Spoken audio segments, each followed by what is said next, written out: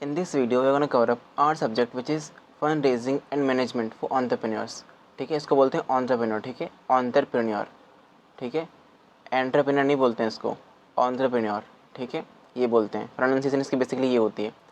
सो देखो, ये सब्जेक्ट एक बहुत ही रेयर सब्जेक्ट है.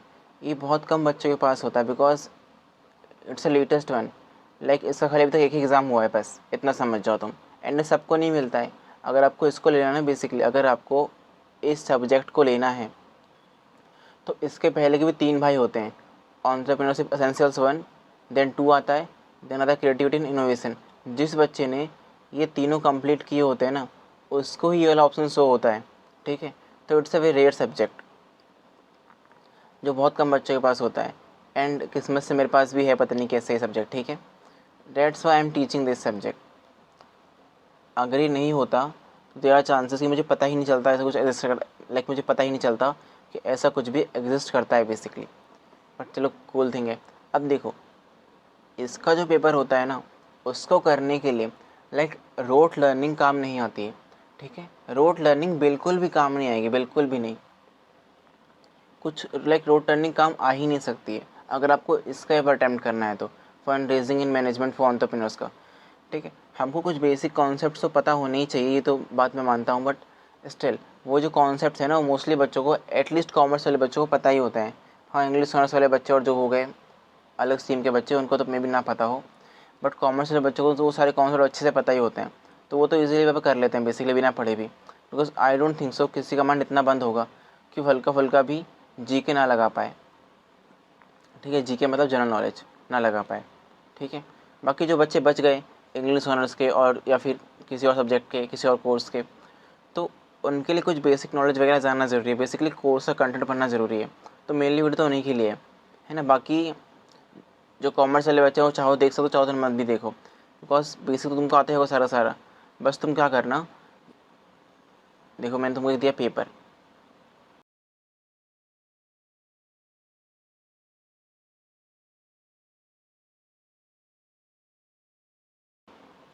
हाँ, ये रहो पेपर. देखो, एज ए प्रीवियसली सेड कि इसका खाली अभी तक एक ही पेपर हुआ है बस. ठीक है, सो एक ही पेपर हुआ है तो एक ही दिखा सकता हूँ इसमें मैं बेसिकली, सिंपल सी बात है.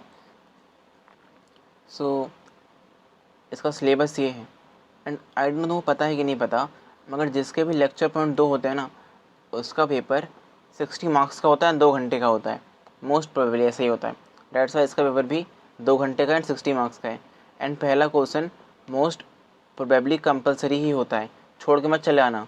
एक बार मैं खुद छोड़ चला आया था, मैंने पढ़ा नहीं अच्छे से एंड गलती छूट गया मुझसे. ठीक है, first question is always compulsory. But like जो तुम्हें पेपर मिलेगा एग्ज़ाम के अंदर, उस पर भी जो लिखे होंगे इंस्ट्रक्शंस वगैरह, वो अच्छे से पढ़ लेना एक बार. ठीक है, गलती मत करना. It's my like it's my recommendation basically, नहीं छोड़ना है बेसिकली. इंस्ट्रक्शंस वगैरह अच्छे से पढ़ने हैं. एंड अगेन मैं वीडियो रात में बना रहा हूँ तो पता नहीं क्या होगा.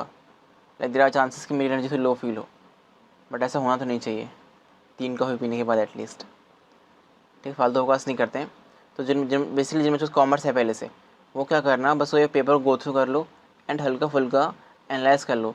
और तुम एनालिसिस करोगे तुमको मालूम पड़ेगा कि देखो पहले केस स्टडी आती है, जो कि हाई चांसेस है कि पहला क्वेश्चन केस स्टडी ही होगा. ठीक है, तो केस स्टडी पढ़ के भी लाइक इतना डिफिकल्ट नहीं है. Like if I so you, मैं पढ़ता हूँ. ठीक है, मैंने अभी तक किया नहीं है ये क्वेश्चन, मैंने तो किया नहीं है बिल्कुल, टच भी नहीं किया मैंने क्वेश्चन अभी तक बिल्कुल. ठीक है, मैं पढ़ता हूँ, मैं भी कॉमर्स का बच्चा हूँ, मैं ये पढ़ता हूँ, देखता हूँ मैं क्या समझ पाता हूँ. मैंने अभी तक कुछ भी नहीं पढ़ा है. ठीक है, मैंने पेपर भी नहीं पढ़ा, कुछ भी नहीं पढ़ा. एंड मैं उसको रीड करता हूँ बेसिकली एक बार. ठीक है, रीड कर रहा हूँ इसको मैं. ठीक है, agro roots is an architect startup that provides firm level data analytics, like data analytics and soil testing services through a mobile platform. ठीक है, कुछ एक फर्म है जो data analytics and soil testing वगैरह प्रोवाइड करती है मोबाइल प्लेटफॉर्म के द्वारा. मतलब मोबाइल ऐप जो भी हो, कुछ होगा उनके पास वेबसाइट वगैरह, उससे प्रोवाइड करती है. With a growing user base, उनका यूज़र बेस बढ़ रहा है basically. The startup is exploring funding to scale nationally. वो कुछ ट्राई कर रहे हैं, उनको फंडिंग वंडिंग मिल जाए. फंडिंग से मुझको दिमाग में आना चाहिए, because I am a commerce student ना, दिमाग में आना चाहिए इक्विटी डेट वगैरह आना चाहिए दिमाग में मेरे. However they are unsure whether to go for angel investment, venture capitalist and CSR partnership, corporate social responsibility partnership etcetera. तो आई डोंट नो तुमको पता है कि नहीं, पर तुमको पता तो होना चाहिए कि एंजल इन्वेस्टर क्या होता है, वेंचर कैपिटलिस्ट क्या होते हैं, एंड CSR वगैरह क्या होता है। मुझको तो पता है बिकॉज मैंने अच्छे से कॉमर्स पढ़ रखी है, ठीक है। जिसने अच्छे से पढ़ी हुई कॉमर्स को पता होगा कि ये सब होते क्या है। नाउ पढ़ते करना क्या है, compare the suitability of these funding options based on agro roots, current stage and social values. देखो एज, क्योंकि देखो ग्रोइंग बेस बढ़ रहा है ना, यूज़र बेस बढ़ रहा है, तो वेंचर कैपिटलिस्ट ना, देखो एंजल इन्वेस्टर जो होता है एंजल इन्वेस्टर, वो काइंड ऑफ ना इमोशन के बेसिस पे ही बेट कर सकता है कि हाँ बंदे में दम है। इमोशनल लाइक इमोशन के बेसिस पे भी वो पैसे तुमको दे सकता है कि हाँ बंदे में दम लग रहा है, सही बातें कर रहा है, मतलब बंदे में दम है। भले उसका बिजनेस अभी थोड़ा सा चल नहीं पा रहा हो या फिर प्रूफ वगैरह उस बंदे के पास ना हो, बट बंदे में दम है यार, पैसे दे सकता हूँ उसको मैं। तो मतलब कोई एक सिंगल इंडिविजुअल या फिर कुछ ग्रुप ऑफ इंडिविजुअल्स वगैरह होते हैं, कुछ ऐसा लाइक प्रॉपर फॉर्म नहीं होती जो पैसे देने के लिए बैठी हुई है, ऐसा कुछ नहीं होता एंजल मतलब बेसिकली, है ना। तो ये बेसिकली इमोशन के बेस पे बेट कर देता है कि हाँ बंदे में दम लग रहा है, भले इसका बिजनेस कुछ प्रूफ वगैरह शो ना कर पा रहा हो कि ग्रो करेगा कि नहीं करेगा, पर मैं इसको पैसे दे सकता हूँ, कोई दिक्कत नहीं है। But on the other hand जो वेंचर कैपिटलिस्ट होते हैं ना, जो होते हैं वेंचर कैपिटलिस्ट, ठीक है, वो लोग तभी पैसे देते हैं जब उनको बिजनेस में ग्रोथ नज़र आ रही होती है, बंदे में नहीं। बंदा कैसा भी, कुछ कितना भी कॉन्फिडेंट हो, कुछ भी हो, उससे वो फ़र्क नहीं पड़ता। सिंपल कहते हैं प्रूफ दिखाओ, क्या प्रूफ है। एंड अगर उसके बेसिस पे उनको मिल जाती है श्योरिटी कि हाँ इस बिज़नेस में दम है, ठीक है, तो वो फिर डायरेक्टली तब इन्वेस्ट कर देते हैं, समझ गए। सो सूटेबिलिटी वगैरह कंपेयर करनी है।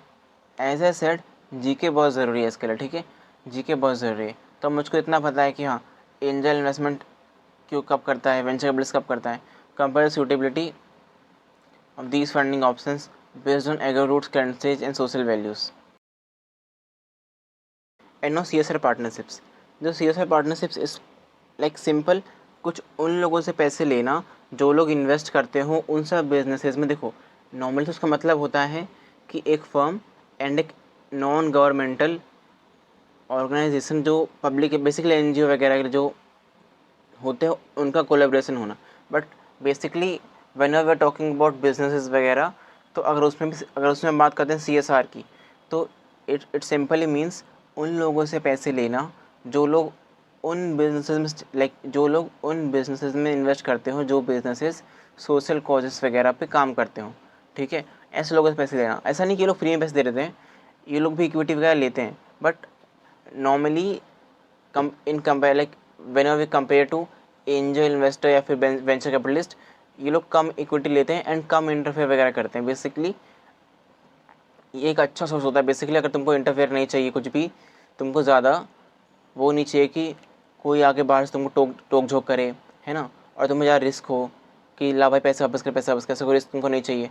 So you should take funding from a CSR, जिसे यहाँ पे लिखा भी हो कॉर्पोरेट सोशल रिस्पॉन्सिबिलिटी वगैरह, ठीक है पार्टनर, वो तुमको समझ में आ रहा होगा।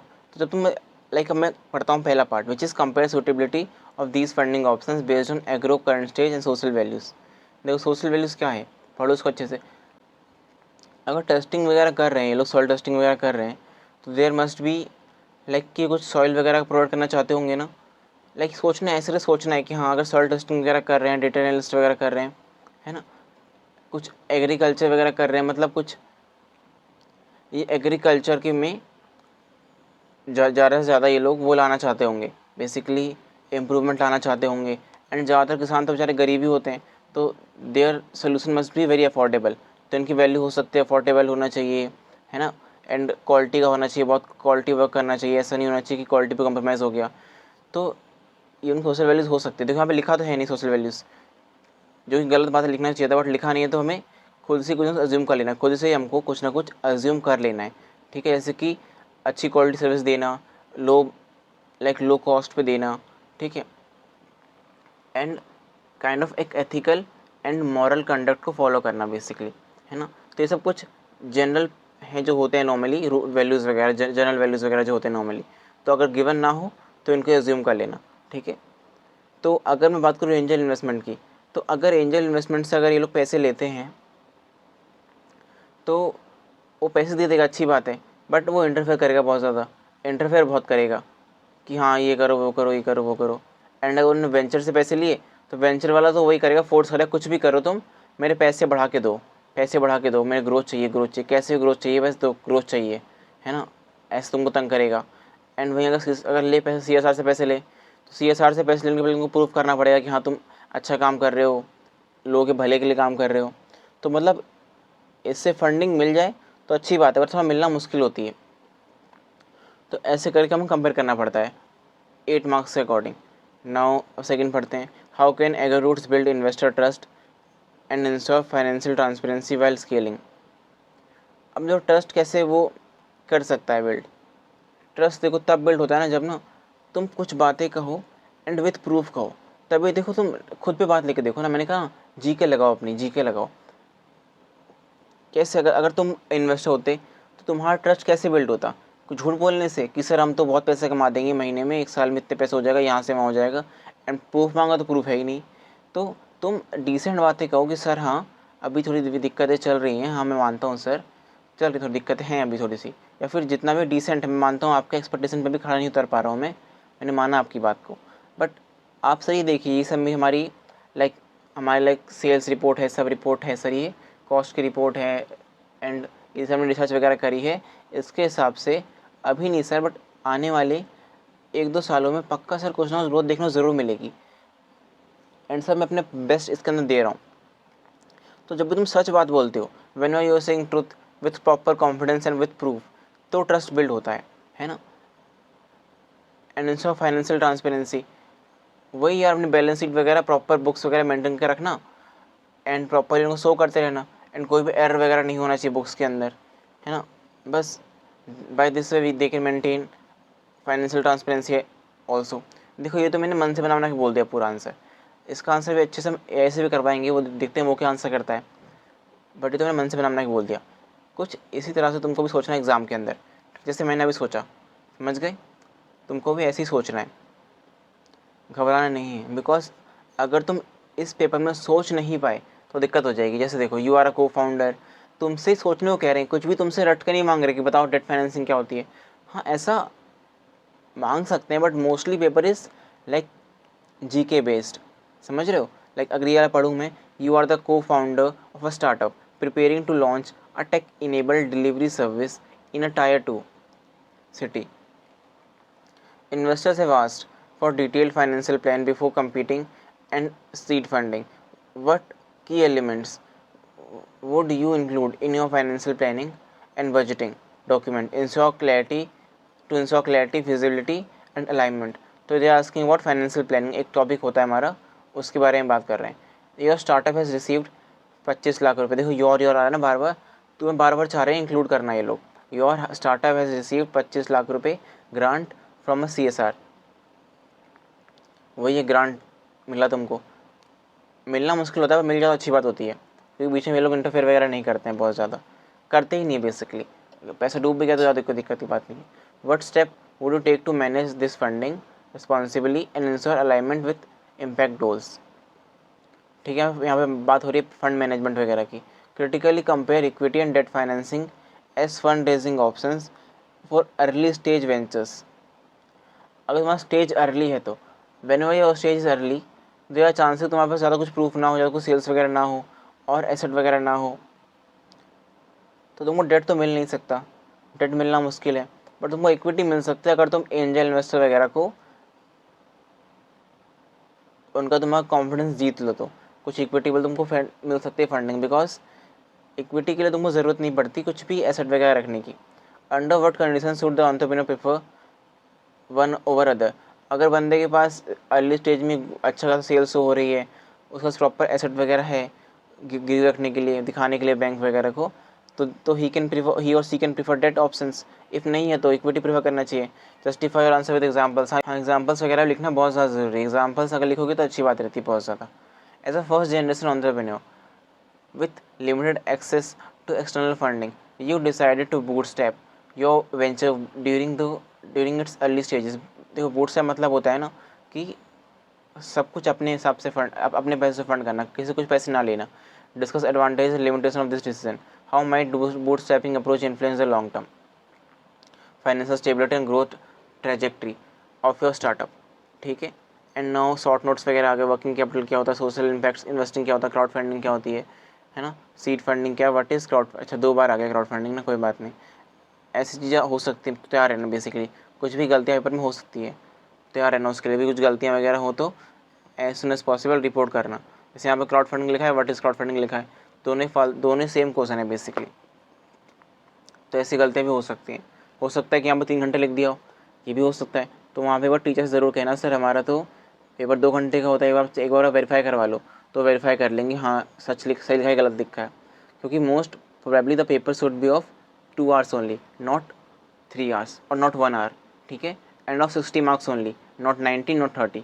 तो अगर ऐसा कुछ दिखाई दे कि यहाँ पेपर 1 घंटे का दिखाई दे रहा है, 2-3 घंटे का लिखा हुआ है, तो एक बार ज़रूर कहना है कि सर हमारा 2 घंटे पेपर होता है 60 marks का, ऐसा क्यों हो रहा है 3 घंटे का हो रहा है। एक बार उनसे कन्फर्मिटी ज़रूर लेनी है, लाइक सियोरिटी ज़रूर लेनी है उनसे एक बार, ठीक है। तो ये तो हमने कुछ डिस्कस कर लिया था पेपर वगैरह कैसा पैटर्न वगैरह होता है, ठीक है। Now let's move forward towards the notes वगैरह जो हमें पढ़ना है, ज़्यादा डिटेल में नोट्स मिल जाएंगे बेसिकली हम, और बस बेसिकली है भी नहीं उतना डिटेल में। Your main M should be focusing on my explanation, मैं कैसे एक्सप्लेन कर रहा हूँ, एंड उसी बातों को तुमको लिख के आना है अपनी लैंग्वेज में, हेड पॉइंट्स याद करके जाना है बेसिकली बस, एंड बस अपना माइंड ओपन रखना। The paper is mainly of GK, ठीक है, तुम्हें पॉइंट पता होना चाहिए, तुम्हें अपना माइंड ओपन रखना, एग्जाम्पल्स यूज़ करना है कुछ समझाने में, एंड पेजेस तो भरने ही हैं यार, ठीक है, थ्योरी पेपर में पेजेस तो भरने होते ही हैं, 3 मार्क्स के लिए 1 पेज, इसमें तो कुछ शक नहीं। देखो हमारा यूनिट 1 है, सिलेबस तुमने देख लिया था, एक बार सिलेबस देख लो दोबारा से, तुम दोबारा सिलेबस देखो, उतने में थोड़ा पानी पी के आता हूँ। सो होप सो तुमने सिलेबस थोड़ा देख लिया होगा, ठीक है। इट्स यूनिट 1, देखो हमको सिर्फ यहाँ से यहाँ तक फोकस करना है, ठीक है, यहाँ से यहाँ तक का, एंड नाउ यूनिट 2 में यहाँ से यहाँ तक। अब तुम्हें लग रहा होगा क्या लिखा हुआ 4.2.1 क्यों लिखा हुआ है, हमारा एक कोर्स होता है जो जिसमें तुम बताया था पहले, जिसका नाम होता है DSEE, जो हम लिखा भी हुआ है, ठीक है, DSSEED। इसमें इन टोटल 6 सब्जेक्ट्स होते हैं, उनमें से चौथा वाला ये है fund raising and management for entrepreneurs, debts में 4 लिखा हुआ है। 4.2 क्यों लिखा है क्योंकि यूनिट 2 है, एंड पॉइंट 1 क्यों लिखा है क्योंकि पहला पॉइंट है ना, चौथा पार्ट है, चौथा सब्जेक्ट है, दूसरी यूनिट है, एंड दूसरी यूनिट का भी पहला पॉइंट है, इसलिए यहाँ पे लिखा है 4.2.1। होप तुमको ये भी समझ में आ रहा हो, कन्फ्यूज़न नहीं होगी इसके अंदर भी, है ना। सो ये सेकेंड था, इट्स अ थर्ड, देख लो, and now it's a fourth, total 4 ही है, ठीक है। So let's start.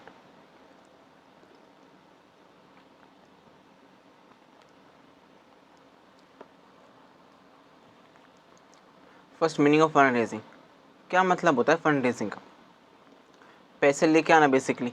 Fund raising means collecting money और financial resources for starting, running और expanding a business. For entrepreneurs fund raising is essential because a business can not grow without capital. Capital तुमको अगर नहीं पता, अगर तुम commerce के बच्चे नहीं हो, तो कैपिटल मतलब होता है वो पैसा जो हम बिज़नेस में लेके आते हैं चलाने के लिए बिज़नेस को, ठीक है, that we call capital in simple words. तो फंड रेजिंग सिंपली मतलब होता है यार, देखो पैसे इकट्ठा करना या फिर फाइनेंशियल रिसोर्स इकट्ठा करना। रिसोर्स मीन्स लाइक मशीन वगैरह हो गया एंड ऑल, जो भी है, जो भी लगता है चलाने बिजनेस को, ठीक है, that we call financial resources वगैरह। क्यों? चलाने के लिए, स्टार्ट करने के लिए, या तो एक्सपेंड करने के लिए, किसको, बिजनेस को, किस लाइक फॉर एंटरप्रेन्योर्स ज़रूरी क्या, सोचो ये तुमको पता ही होगा, कोई भी बिजनेस हो वो चल नहीं सकता है बिना पैसों के, लाइक बिना फाइनेंशियल रिसोर्सेज के चल नहीं सकता है, वो तुमको ऐसा तो पता ही होगा बेसिकली, है ना, कि बहुत ज़रूरी होता है पैसा एक बिज़नेस के लिए, और तुमको ये तो पता ही होगा ना। Like funds are needed for किसके लिए, पढ़ो इसको, तुम पढ़ो इसको 2 minute,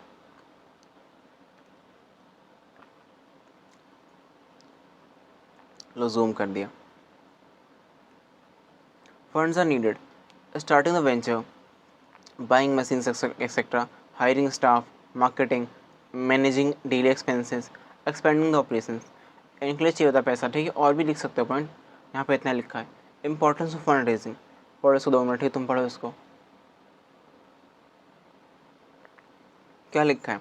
gives capital, helps manage working capital. Working capital मतलब होता है कैपिटल का वो हिस्सा जो हम डे टू डे एक्सपेंसेस में यूज़ करते हैं, है ना, किसी मेजर एक्सपेंस में नहीं, लाइक मशीन वगैरह खरीदने में नहीं, मगर day to day expenses like salary वगैरह पे करना हो गया, कुछ छोटे मोटे खर्च हो गए, उनमें जो खर्च करते हैं ना हम पैसा, that we call working capital. Supports product development and market entry, allows business expansion, can bring expertise, network, credibility along with money.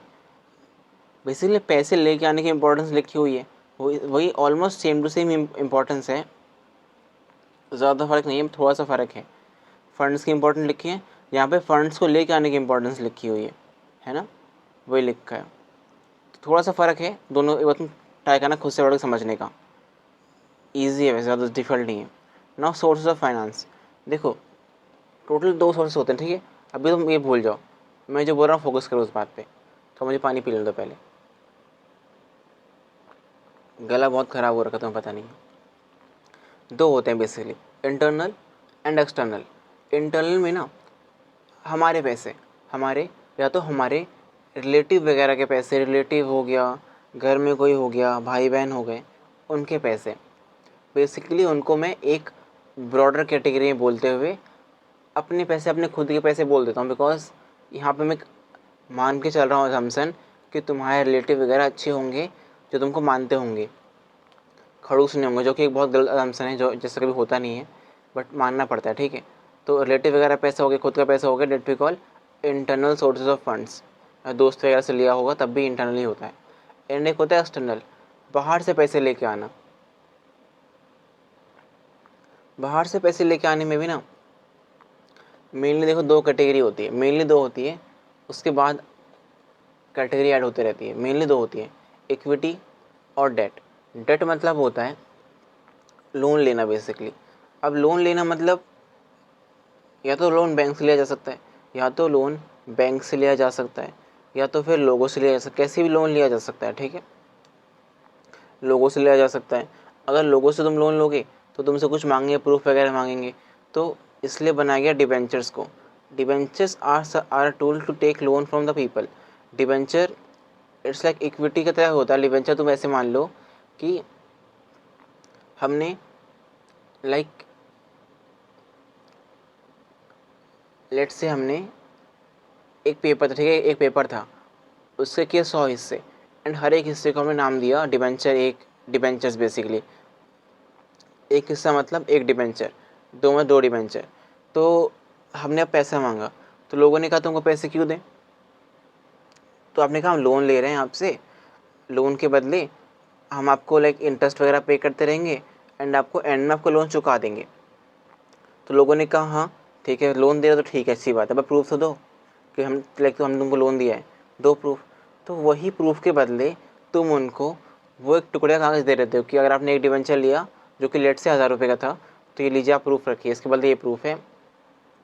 All सब कुछ लाइक ये सब कुछ अब डिजिटल हो गया, ठीक है। अब कुछ फिजिकल नहीं, डिजिटल, सब कुछ डिजिटल हो गया, ऑलमोस्ट सब कुछ डिजिटली होता है ये सब कुछ, है ना। तो इसके बदले आपको इंटरेस्ट भी मिलता रहेगा, एंड आपको आपको एंड में आपका पैसा वापस कर देंगे।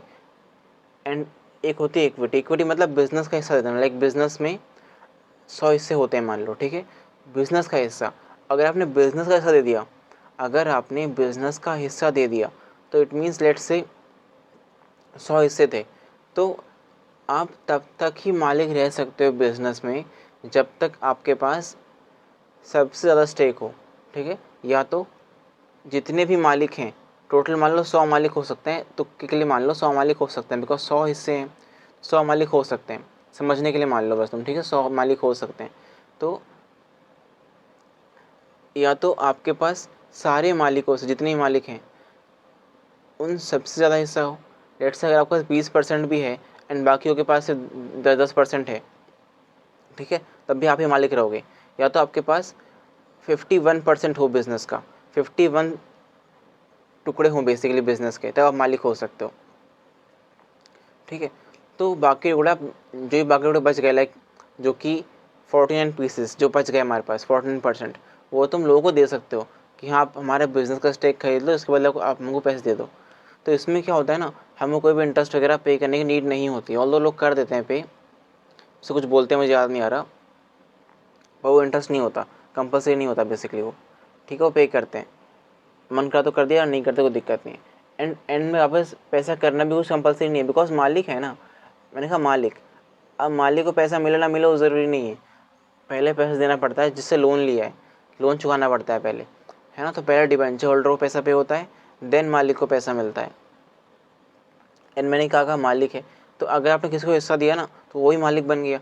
तो जब भी आपके फैसला वगैरह लोगे ना, जब भी आपके फैसला लोगे तो वो भी इंटरफेयर करेगा, वो भी करेगा आपके फैसले में इंटरफेयर, बिकॉज वो भी तो मालिक है ना अब।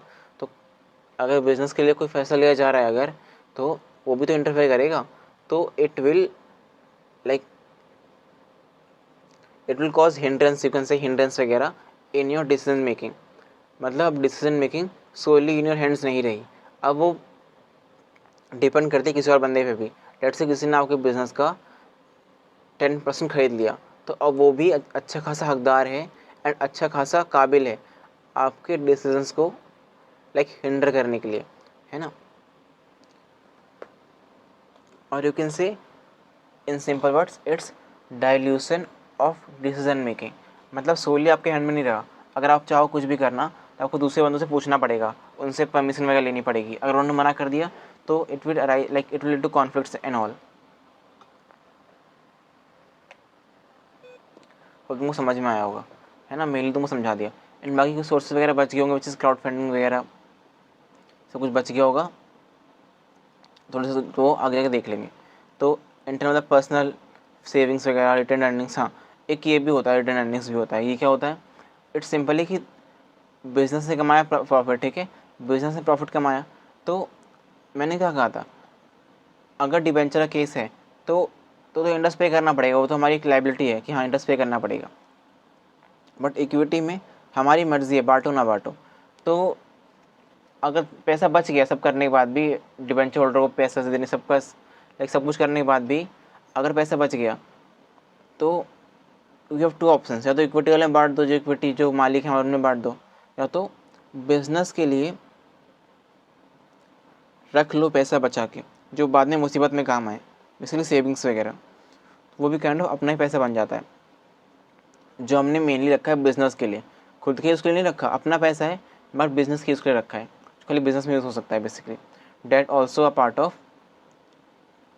इंटरनल सोर्सेज, है ना, बिकॉज इसमें हमने किसी बाहर वाले से पैसा नहीं मांगा। तो ये एक इंपॉर्टेंट क्वेश्चन बन सकता है रिटर्न अर्निंग्स का, करता हूँ हाईलाइट, इस पर करना है फोकस, ठीक है। सेल ऑफ एसेट वगैरह अपने पैसे हैं basically, family friends and all. Full control, कहा ना मैंने, फुल कंट्रोल रहता है डिबेंचर में। डिबेंचर मतलब लोन, बेसिकली लोन में एंड सेल्फ फंडिंग में रहता है full control, no interest burden. हाँ, डिबेंचर में इंटरेस्ट पे करना पड़ता है, इसमें नहीं करना पड़ता, कोई ओनरशिप का डाइल्यूशन नहीं होता। Limitations, limited amount. अब देखो कितने पैसे तुमको दे देंगे तुम अपने अपने, अब तुम कोई अंबानी वम्बानी तो हो नहीं। हाँ, फ्यूचर में बन जाओगे और तुम्हारे सपने बड़े हैं तो, बट अंबानी क्यों बनना है, बनना तो अपने जैसे बनो, ठीक है। बट अभी तो नॉर्मली मान चलते हैं कि हाँ अगर तुमने स्टार्ट किया बिजनेस तो स्टार्टिंग में तुम्हारे पास इतने पैसे नहीं होंगे। एंड रिलेटिव्स को तुम जानते हो यार, मुझे नहीं लगता कोई भी रिलेटिव तुमको इतने पैसे दे देगा, होने के बाद भी तुमको नहीं देंगे पैसे, मुझे इतना पता है। तो कितना भी तुम कर लो, तुम एक गुड अमाउंट ऑफ फंड नहीं इकट्ठा कर सकते from internal sources. No interest burden, अच्छा नहीं यहाँ पर नीचे था ना, हाई पर्सनल रिस्क। अगर इक्विटी के पैसे डूब जाते हैं, अगर तुमने इक्विटी दे के पैसे लिया हो तो कोई दिक्कत नहीं होती, हाँ बिजनेस ही डूब गया, सारे मालिक के खर्चे लग गए, बेसिकली सारे मालिक के लग गए। लेकिन अगर तुम्हें डिबेंचर है, फिर लोन लेके तुमने पैसा लिया है या फिर तुमने खुद का पैसा लगाया है, तो दे आर हाई रिस्क, बहुत हाई रिस्क होता है basically. May not be enough for large growth, basically large growth के लार्ज फंड चाहिए होते हैं, तो नहीं हो पाएगा। एक्सटर्नल एंजल एंजल इन्वेस्टर, ये भी इक्विटी का पार्ट ही हो गया। वही कि इंडिविजुअल या फिर एक दो इंडिविजुअल कह लो तुम, नॉर्मली वी टेक अजम्पशन कि एक इंडिविजुअल हो रहे हैं, यहाँ एंजल लिखा है ना, अगर यहाँ पे होते बहुत सारे, तो लिखा होता है एंजल्स, बट हमें एंजल लिखा मतलब एक ही बंदे की बात हो रही है, मान लो, जो देखता है बस मेनली कि बंदे में दम है कि नहीं। उसको ग्रोथ चाहिए होता है, बट वो प्रॉपर सोली बिजनेस के ग्रोथ पे फोकस नहीं होता। वो देखता है कि बंदे में दम है कि नहीं, है ना, उसे कॉन्सेप्ट में दम है कि नहीं। भले ही अभी उसके पास चल ना रहा हो, कुछ दिक्कतें चल रही हों, तब भी वो इन्वेस्ट कर देता है। नो वेंचर कैपिटलिस्ट, ये लोग प्रॉपर फॉर्म्स वगैरह होती हैं जो बैठी होती है इन्वेस्ट करने के लिए बस, एंड उन्हीं में इन्वेस्ट करती हैं जो जिसमें उनको ग्रोथ दिख रही होती है। ग्रोथ नहीं दिखाई दिया ना, तो बंदे में दम हो जो हो, कॉन्सेप्ट कितना अच्छा हो, उनको फ़र्क नहीं पड़ता। ग्रोथ दिखी तो इन्वेस्ट करेंगे, नहीं दिखी तो नहीं करेंगे। एंड वेंचर कैपिटलिस्ट ने किसी में इन्वेस्ट किया है ना, अगर वेंचर कैपिटलिस्ट ने किसी में इन्वेस्ट कर दिया तो ऑटोमेटिकली ही उस बिज़नेस की रेपुटेशन बहुत ज़्यादा बढ़ जाती है। बिकॉज जो अदर इन्वेस्टर्स होते हैं, जो एंजल इन्वेस्टर्स वगैरह हो गए, एंड जो भी लोग वगैरह हो गए, बैंक वगैरह हो गए, वो सोचते हैं यार ये वेंचर कैपिटलिस्ट जो होते हैं, वेंचर कैपिटल जो लोग हैं, ये लोग किसी में इन्वेस्ट तो करते नहीं है नॉर्मली। बट अगर इन्होंने किसी बिज़नेस में इन्वेस्ट करा है, इट मीन्स इन्होंने देखा होगा कि बिज़नेस में ग्रोथ का चांसेस हैं, है ना, बिजनेस में चांसेस हैं ग्रोथ के, तभी तो इन्वेस्ट किया। तो काइंड ऑफ एक गुडविल बढ़ जाती है बिजनेस की। ऐसा कुछ अमाउंट में ट्रू होता है एंजल इन्वेस्टर्स के लिए भी, बट वेंचर कैपिटलिस्ट तो बहुत ज़्यादा ट्रू है ये बात। किसने अगर किसी में इन्वेस्ट किया है वेंचर कैपिटलिस्ट ने, अगर किसी बिज़नेस में इन्वेस्ट किया है वेंचर कैपिटलिस्ट ने, तो ऑटोमेटिकली उस बिज़नेस की गुडविल बढ़ जाती है बहुत ज़्यादा। बैंक लोन सब जानते हैं, क्राउड फंडिंग, पब्लिक से पैसे लेना। आई डोंट नो तुमको पता है कि नहीं पता, तुमको सुनाता हूँ एक बात। लाइक आज से बहुत साल पहले की बात है, जब ना हमारी आई गेस कुछ फर्स्ट मूवी आ रही थी, मुझे पता नहीं, आई गेस 1980 कुछ की बात है, बहुत पुरानी बात है, अराउंड लगा लो यार तुम 60-70 साल पुरानी बात है, कम से कम है, मुझे सही से पता नहीं है, ठीक है, बहुत पुरानी बात है। जब पहली फ़िल्म बन रही थी, कोई इंसान अपनी बना रहा था पहली फ़िल्म।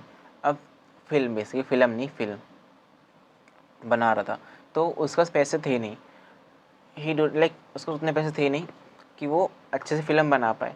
तो उसने पता क्या किया, उसने बोला कि उसने लोगों से बोला कि मैं फ़िल्म बनाने जा रहा हूँ, क्या आप मेरा सपोर्ट कर दोगे?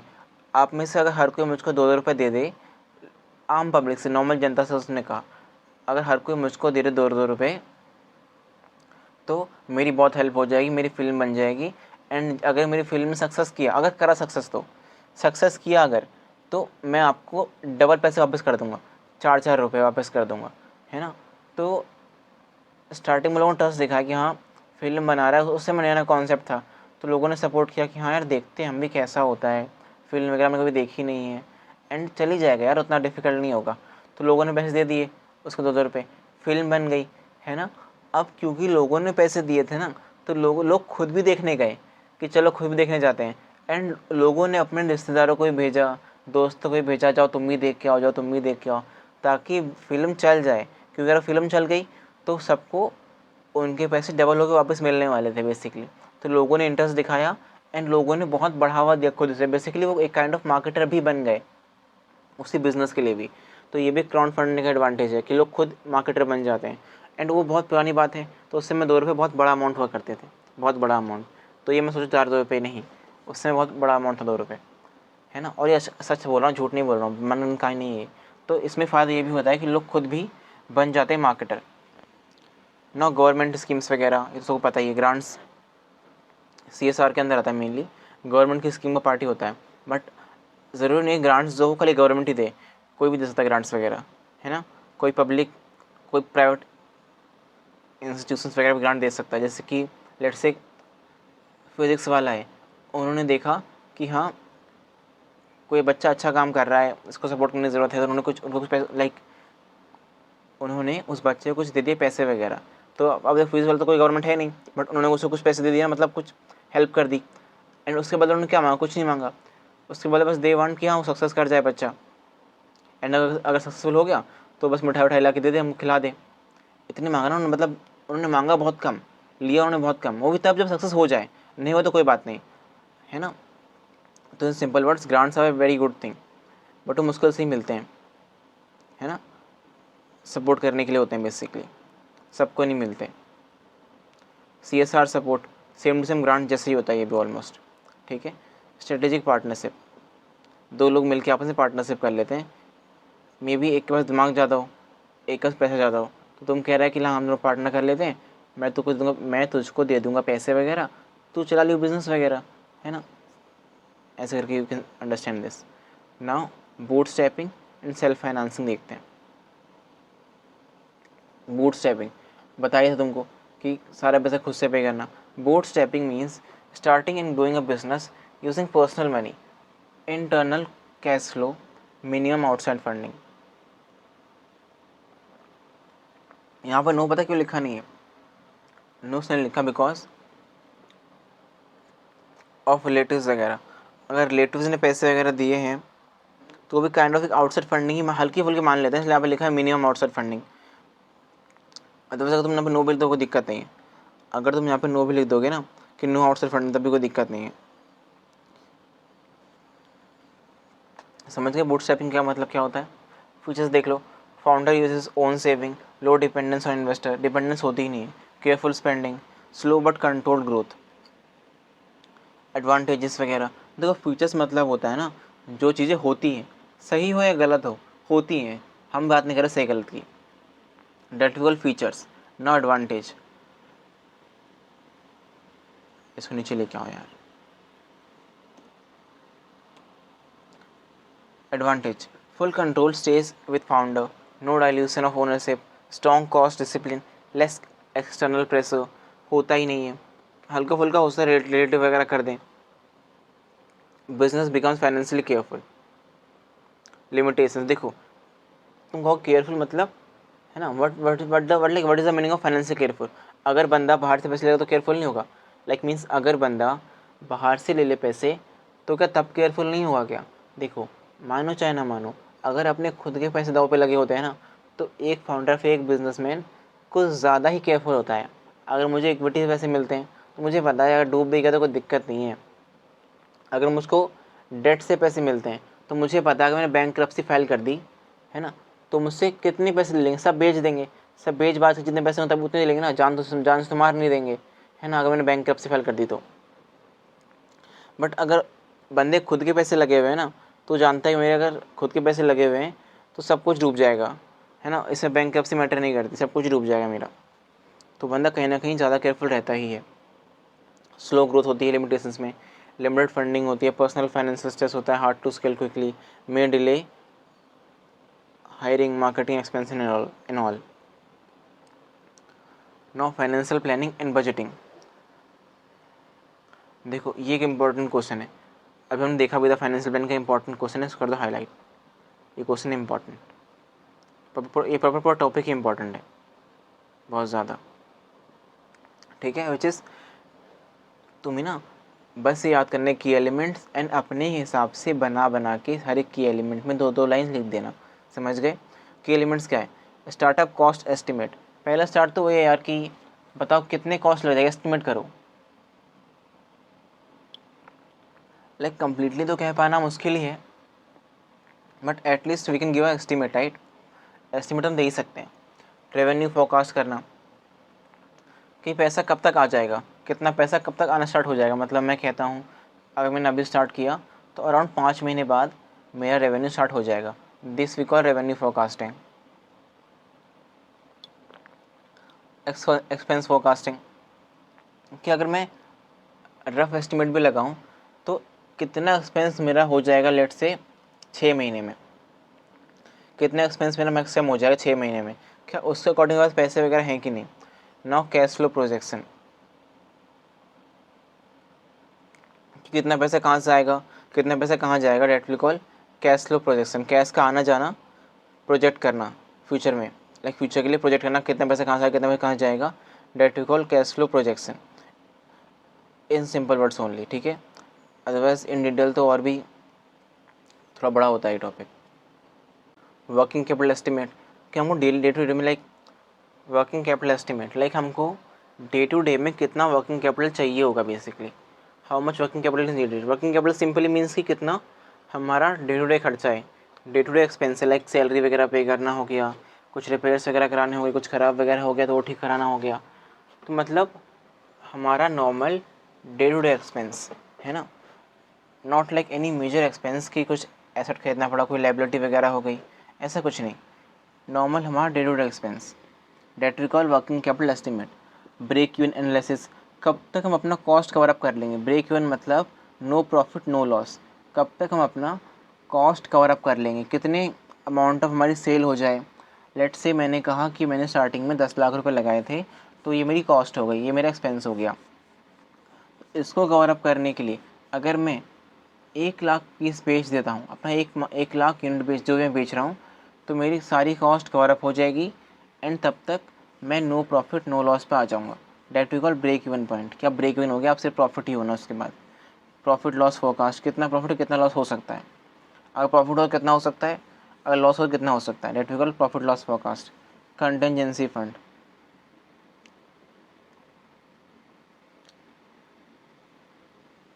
मुसीबत के समय के लिए फंड रखना। No budgeting. What is budgeting? Budgeting means preparing a plan for income and expenditure for a fix period, है ना। As we heard about our financial budget in India, उसमें भी तो यही होता है बेसिकली, कितना एक्सपेंस करना है, कितना हमारा इनकम वगैरह होगी। इंपॉर्टेंस देखते हैं इसकी। इंपॉर्टेंस क्या है, सिंपल डिसिप्लिन देता है हमको एक, helps control spending, supports investors confidence. Budgeting से भी कॉन्फिडेंस बढ़ता है बिकॉज इट्स अ डॉक्यूमेंट ना कि हाँ देखो सर, आपने जो पैसे हमको दिए ये हमको यहाँ यहाँ खर्च करने वाले हैं, ये लो प्रूफ हमारा। अगर हम इससे बाहर जाएंगे तो यू कैन लाइक टोक सकते हो आप हमको। फिर प्रिवेंट शॉर्टेज ऑफ फंड्स, अगर प्रॉपर बजटिंग की गई है तब ऐसा हो सकता है, अदरवाइज घोचू बजटिंग करती हो तो फिर तो दिक्कत है। इम्प्रूव डिसीजन मेकिंग, हमको पता है कितना पैसे कहाँ से आ रहा है कितना जा रहा है, तो we can improve our decision making thing. Now cash flow management. What is cash flow management? तो कैश फ्लो मतलब तो दोनों होता है, इनफ्लो भी आउटफ्लो भी। तो कैश फ्लो अगर छोड़ो यार, नो अज्यूम नहीं करता हूँ। सिंपल कैश फ्लो मीन्स कितना कैश आ रहा है कितना जा रहा है, उसका मैनेजमेंट करना। बेसिकली ना ज़्यादा कैश, लाइक सिंपली मीन्स कि डिसेंट अमाउंट ऑफ कैश हमारे पास आना चाहिए एंड उसके अकॉर्डिंग ही डिसेंट अमाउंट ऑफ कैश हमारे पास जाना चाहिए, एंड जिससे काइंड ऑफ बैलेंस मेंटेन रहे। कभी भी ऐसा ना हो जाए कि पैसा तो कम आया लेकिन चला ज़्यादा, लेकिन बहुत ज़्यादा पैसा चला गया, आया कम और चला गया बहुत सारा, ऐसा नहीं होना चाहिए, है ना। तो cash flow management is very important thing, means managing the movement of cash in and out of the business. Important क्यों करना है? Even profitable businesses can fail if cash is not available on time, so cash flow is crucial, है ना, ताकि always उनके पास cash available रहे to meet their requirements and all. तुमको समझ में आ रहा होगा। Good cash flow management includes collecting receivables quickly. ऐसा ना हो कि यार तुम मुँह माया में फंस गए। देखो बिजनेस में ना नहीं फंसना होता है मुँह माया में, कि भाई जितना है 1 महीने में कहा था अगला 1 महीने में निकाल, चुपचाप से ड्रामा मत कर। डीलिंग पेबल्स वाइजली, देखो पैसा आना जल्दी चाहिए लेकिन जाना तो थोड़ा देर से चाहिए। लाइक आई डोंट नो तुमको पता है कि नहीं पता, but whenever we are choosing a debt and if debt is like very huge और you can say of a decent amount, तो वी शुड ट्राई कि हम डेट की जो इंस्टॉलमेंट्स वगैरह है ना वो एक लॉन्ग टर्म में सेट कर दें, शॉर्ट टर्म में नहीं करें। जो भी एक अच्छा होशियार होता है ना बिजनेसमैन, वो हमेशा डेट से वो हमेशा डेट से ही काम करता है एंड डेट को वो बहुत एफिशिएंटली मैनेज करता है। एंड उसकी जो मेच्योरिटी पेबल पीरियड होता है ना, लाइक वो बहुत लंबा होता है कि 20 साल में, लाइक 20 साल तो कम ही हो गया, 40 साल 50 साल में पे करेंगे।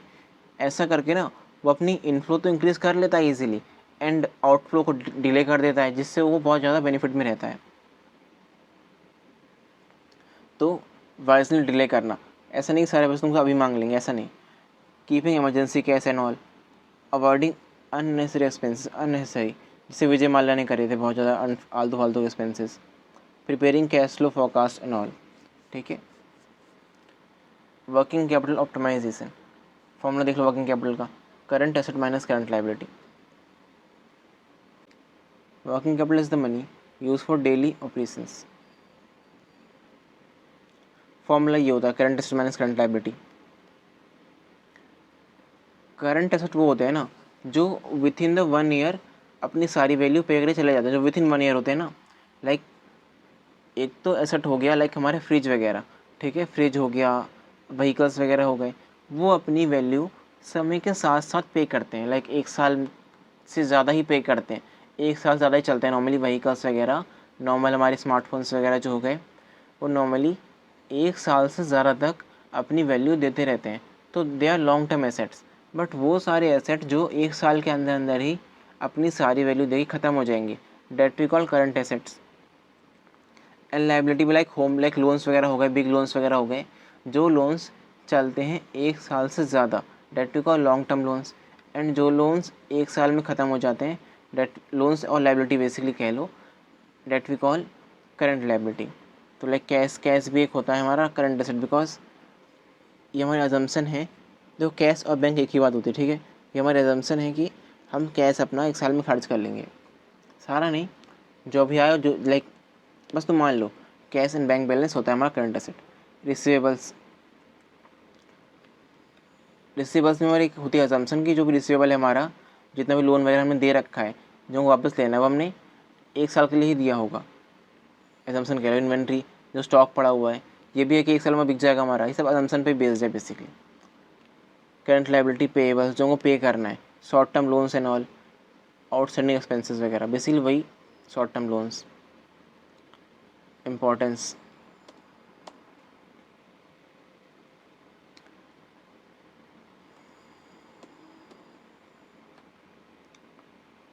वर्किंग कैपिटल की इंपॉर्टेंस क्या है कि business running smoothly, because due to expenses manage करता है ना, इसलिए। Pay supplier and employ on time, avoid liquidity crisis. समझ लो इन सिंपल वर्ड्स कि ऐसा ना होना कि हम अपने डे टू डे एक्सपेंसेस ही पे नहीं कर पा रहे, तो सबको अवॉइड करता है, ये हेल्प करता है basically. Fund raising strategies, common fund raising strategies include boot strapping, खुद का पैसा, एंजल इन्वेस्टर, किसी बंदे से पैसा ले लेना, जैसे पैसा, जैसे शार्क टैंक वगैरह, वो सब एंजल ही तो है। शार्क टैंक में जो अनुपम मित्तल वगैरह वो सब बैठे हैं, वो सब एंजल्स ही हैं, वो सब एंजल्स हैं। वेंचर कैपिटलिस्ट में लाइक SBI वगैरह, एक SBI के नाम से होता है SBI वेंचर कैपिटलिस्ट वगैरह, HDFC and all. Bank finance, bank से पैसे ले लेना, लोन बेसिकली ले लेना बैंक से। क्राउड फंडिंग, लोगों से पैसे ले लेना, गवर्नमेंट से ग्रांट्स ले लेना, CSR पार्टनरशिप्स कर लेना, ट्रेड क्रेडिट वगैरह लेना, स्ट्रेटेजिक अलायंस करना। ये भी वही मतलब होता है, जॉइंट वेंचर का ही दूसरा नाम लिखा हुआ है कि 2 बिजनेसेस आपस में कर लेते हैं पार्टनरशिप।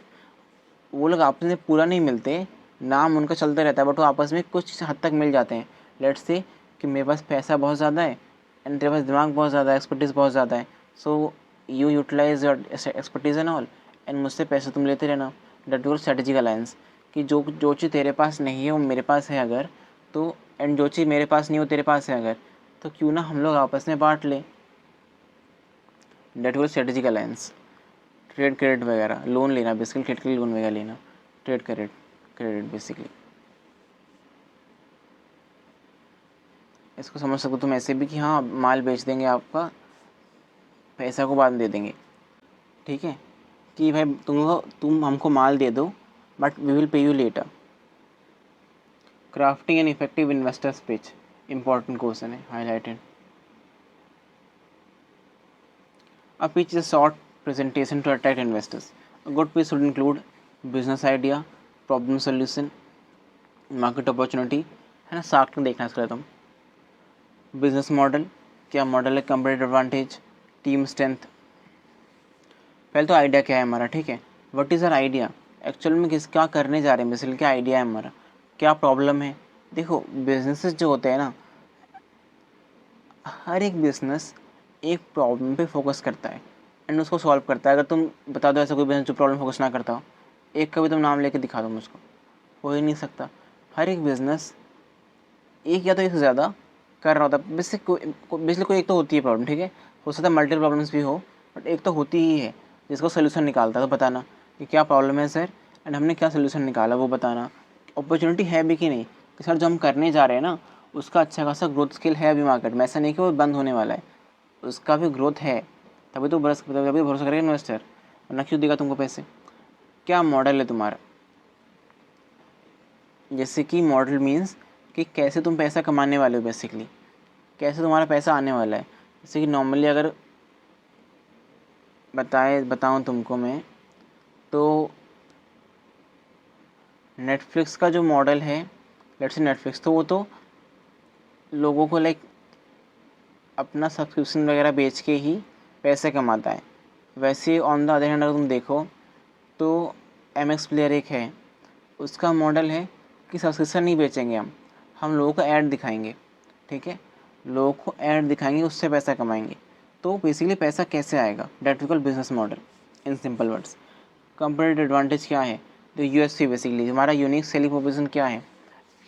ऐसा ज़रूरी थोड़ा ना है कि जो तुम बिज़नेस करोगे वो मार्केट में यूनिक होगा, लोग सारे तुम पे आके टूट पड़ेंगे, ऐसा तो कभी होगा नहीं। तो बताओ ऐसा क्या है जो तुमको बाकी जो पहले से एग्जिस्टिंग है कंपटीशन वगैरह उनसे अलग बनाता है। What is that thing. Team strength, कितने लोग हो भाई तुम लोग, कितने लोग हो, फाइनेंशियल प्रोजेक्शंस एंड ऑल, कि कितना पैसा तुम्हारा खर्च होने वाला है, पूछते नहीं है इन्वेस्टर्स वगैरह कि कितना पैसा तुम्हारा खर्च हो जाएगा। तुम देखना शार्क टैंक वगैरह इसके लिए कितना पैसा तुमको चाहिए, सर मुझको 1 करोड़ चाहिए, अच्छा 1 करोड़ चाहिए, तो दिखाना क्या तुम्हारी प्रोजेक्शन है। तो उसके अकॉर्डिंग अगर वो दिखाता है कि हाँ सर मेरा तो खर्चा 50 लाख का ही होने वाला है 2 साल में, तो पूछेंगे कि तुम 1 करोड़ क्यों मांगा, तो वो आंसर करेगा।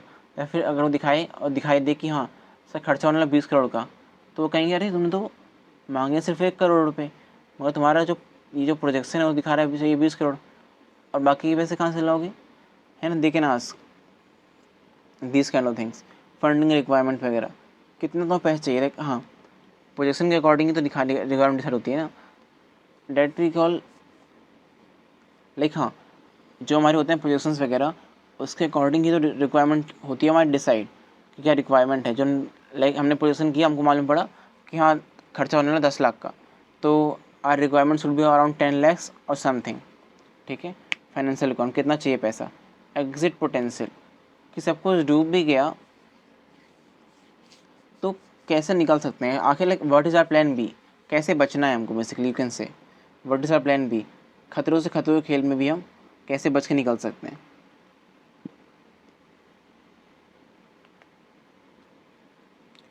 अच्छा, बच के निकालना मीन्स इन्वेस्टर का बच के निकालना, है ना। इन्वेस्टर कैसे निकल सकता है बच के, लाइक इन्वेस्टर को एग्जिट कैसे मिल सकती है, इन्वेस्टर जो इन्वेस्ट कर रहा है उसका एग्जिट कैसे मिलेगी। हमारी बात नहीं हो रही है, बिजनेस की बात नहीं, इन्वेस्टर की, कि इन्वेस्टर को सेफ एग्जिट मिल पाएगी कि नहीं मिल पाएगी, क्या इन्वेस्टर अच्छे से बेच बाच के निकल पाएगा कि निकल पाएगा अपना जो इन्वेस्टमेंट उसने किया उसको। यहाँ पे इसकी बात हो रही है। अगर तुमको कोई भी समझना है ना कॉन्सेप्ट एंड ऑल, तो एक बार तुम ट्राई करना खुद से समझना है, खुद से पढ़ने का, खुद से समझने का, ठीक है। या तो यू कैन कॉमेंट कि लाइक मुझको वाला पार्ट समझ नहीं आया। Not debt financing options, debt का तो वही यार basically borrowing money, debt must be repaid within, must be, ठीक है, मस्ट, इसको करो हाईलाइट। काम जो नहीं कर सकते, हाँ सिर्फ एक ही कंडीशन है जब पे नहीं करना पड़ता, वो चीज़ बैंकरप्सी, कि तुम्हारा सब बिक गया बिजनेस का और तुम्हारा पर्सनल। देखो बिजनेस होते हैं चालाक, बिजनेसेस चालाक होते हैं बहुत। उन्होंने लोन लिया बैंक से, उस लोन का यूज़ करके प्रॉपर्टीज़ वगैरह खरीदी और प्रॉपर्टीज़ वगैरह कर दी अपने किसी रिलेटिव के नाम पर या फिर भाई वगैरह के नाम पे, पत्नी के नाम पे कर दिया, तो अब वो तो उसका रहा ही नहीं, है ना।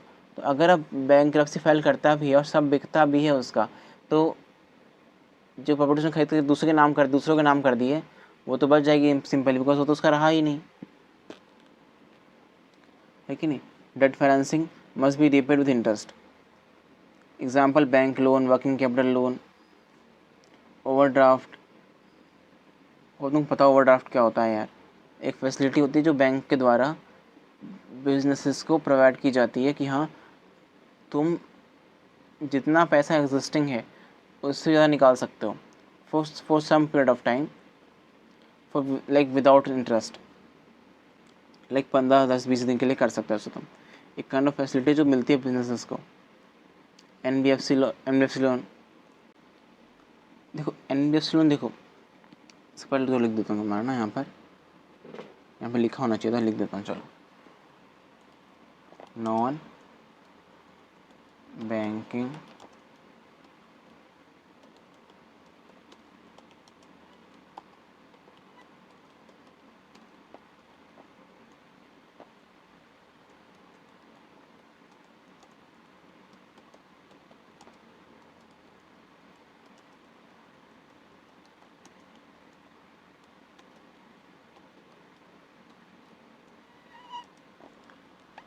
देखो नाम से समझ में आ रहा है, नॉन बैंकिंग फाइनेंशियल कंपनीज़, मतलब ये वो कंपनीज़ होती हैं जो बैंक नहीं होती हैं बट बैंक के सर्विसेज वगैरह प्रोवाइड करती हैं।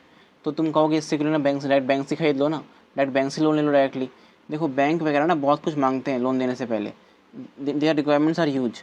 हाँ बट उनका इंटरेस्ट वगैरह कम होता है। बट देखो बंदे को लोन ही नहीं मिल रहा, उसका बिजनेस डूबा पड़ा है, तो वो रेडी हो जाएगा कि हाँ इंटरेस्ट ज़्यादा दे लो यार, पर अभी तो लोन दे दो कम से कम, पैसा नहीं है यार, बिजनेस डूबने वाला है, बंद होने वाला है, इंटरेस्ट ले लेना चाह रहा तुम दे दो पैसा, और बैंक ऐसा करते नहीं है। तो वहीं पे आता है hairs the part comes of NBFC। वो कहते हैं अरे तो तुम्हारे पास वो नहीं है, मतलब कोलेट्रल नहीं है। कहते नहीं है सरकार हमारे पास कोलेट्रल। चलो कोई बात नहीं, कम से कम कोलेट्रल में तुमको हम दे देंगे इतना पैसा जितना तुमको नहीं दे रहा बैंक, बट इंटरेस्ट हाई होगा बेटा। कहते चलो यार ठीक है, मरने से अच्छा तो इंटरेस्ट दे दूँगा। तो यहीं पे आता है NBFC का, इससे होता है NBFC का फ़ायदा हो जाता है एंड बिजनेस का फ़ायदा हो जाता है, मुसीबत में काम आ जाता है बेसिकली उसके। बट यहाँ पे डेट ट्रैप का एक खर्चा लाइक यहाँ पे डेट ट्रैप का बहुत बड़ा खतरा होता है। नॉट डिबेंचर्स वगैरह तो हम डिस्कस करेंगे क्या होते हैं। एडवांटेजेस, नो डाइल्यूशन है ना, बिकॉज इट्स डेट, डेट में कोई मालिक नहीं बनता। Founder retain full control, fix repayment schedule होता है। लिमिटेशन, रीपेमेंट प्रेशर करना ही पड़ता है, कुछ डिले नहीं कर सकते। इंटरेस्ट कॉस्ट, कोलेट्रल में भी required, risky but with unstable income. अच्छा risky for starters with unstable income. देखो इसके एक और फायदे, देखो ये तो नुकसान हो गया, एक और लिख लो एडवांटेज, लिखा नहीं हुआ यहाँ पे, जस्ट टैक्स बेनिफिट।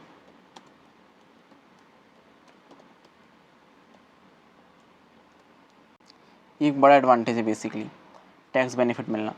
जो भी हम इंटरेस्ट वगैरह पे करते हैं ना लोन के ऊपर, वो टैक्स डिडक्टेबल होता है। जैसे कि कैसे होता है, लाइक जैसे कि कैसे होता है टैक्स डिडक्टेबल।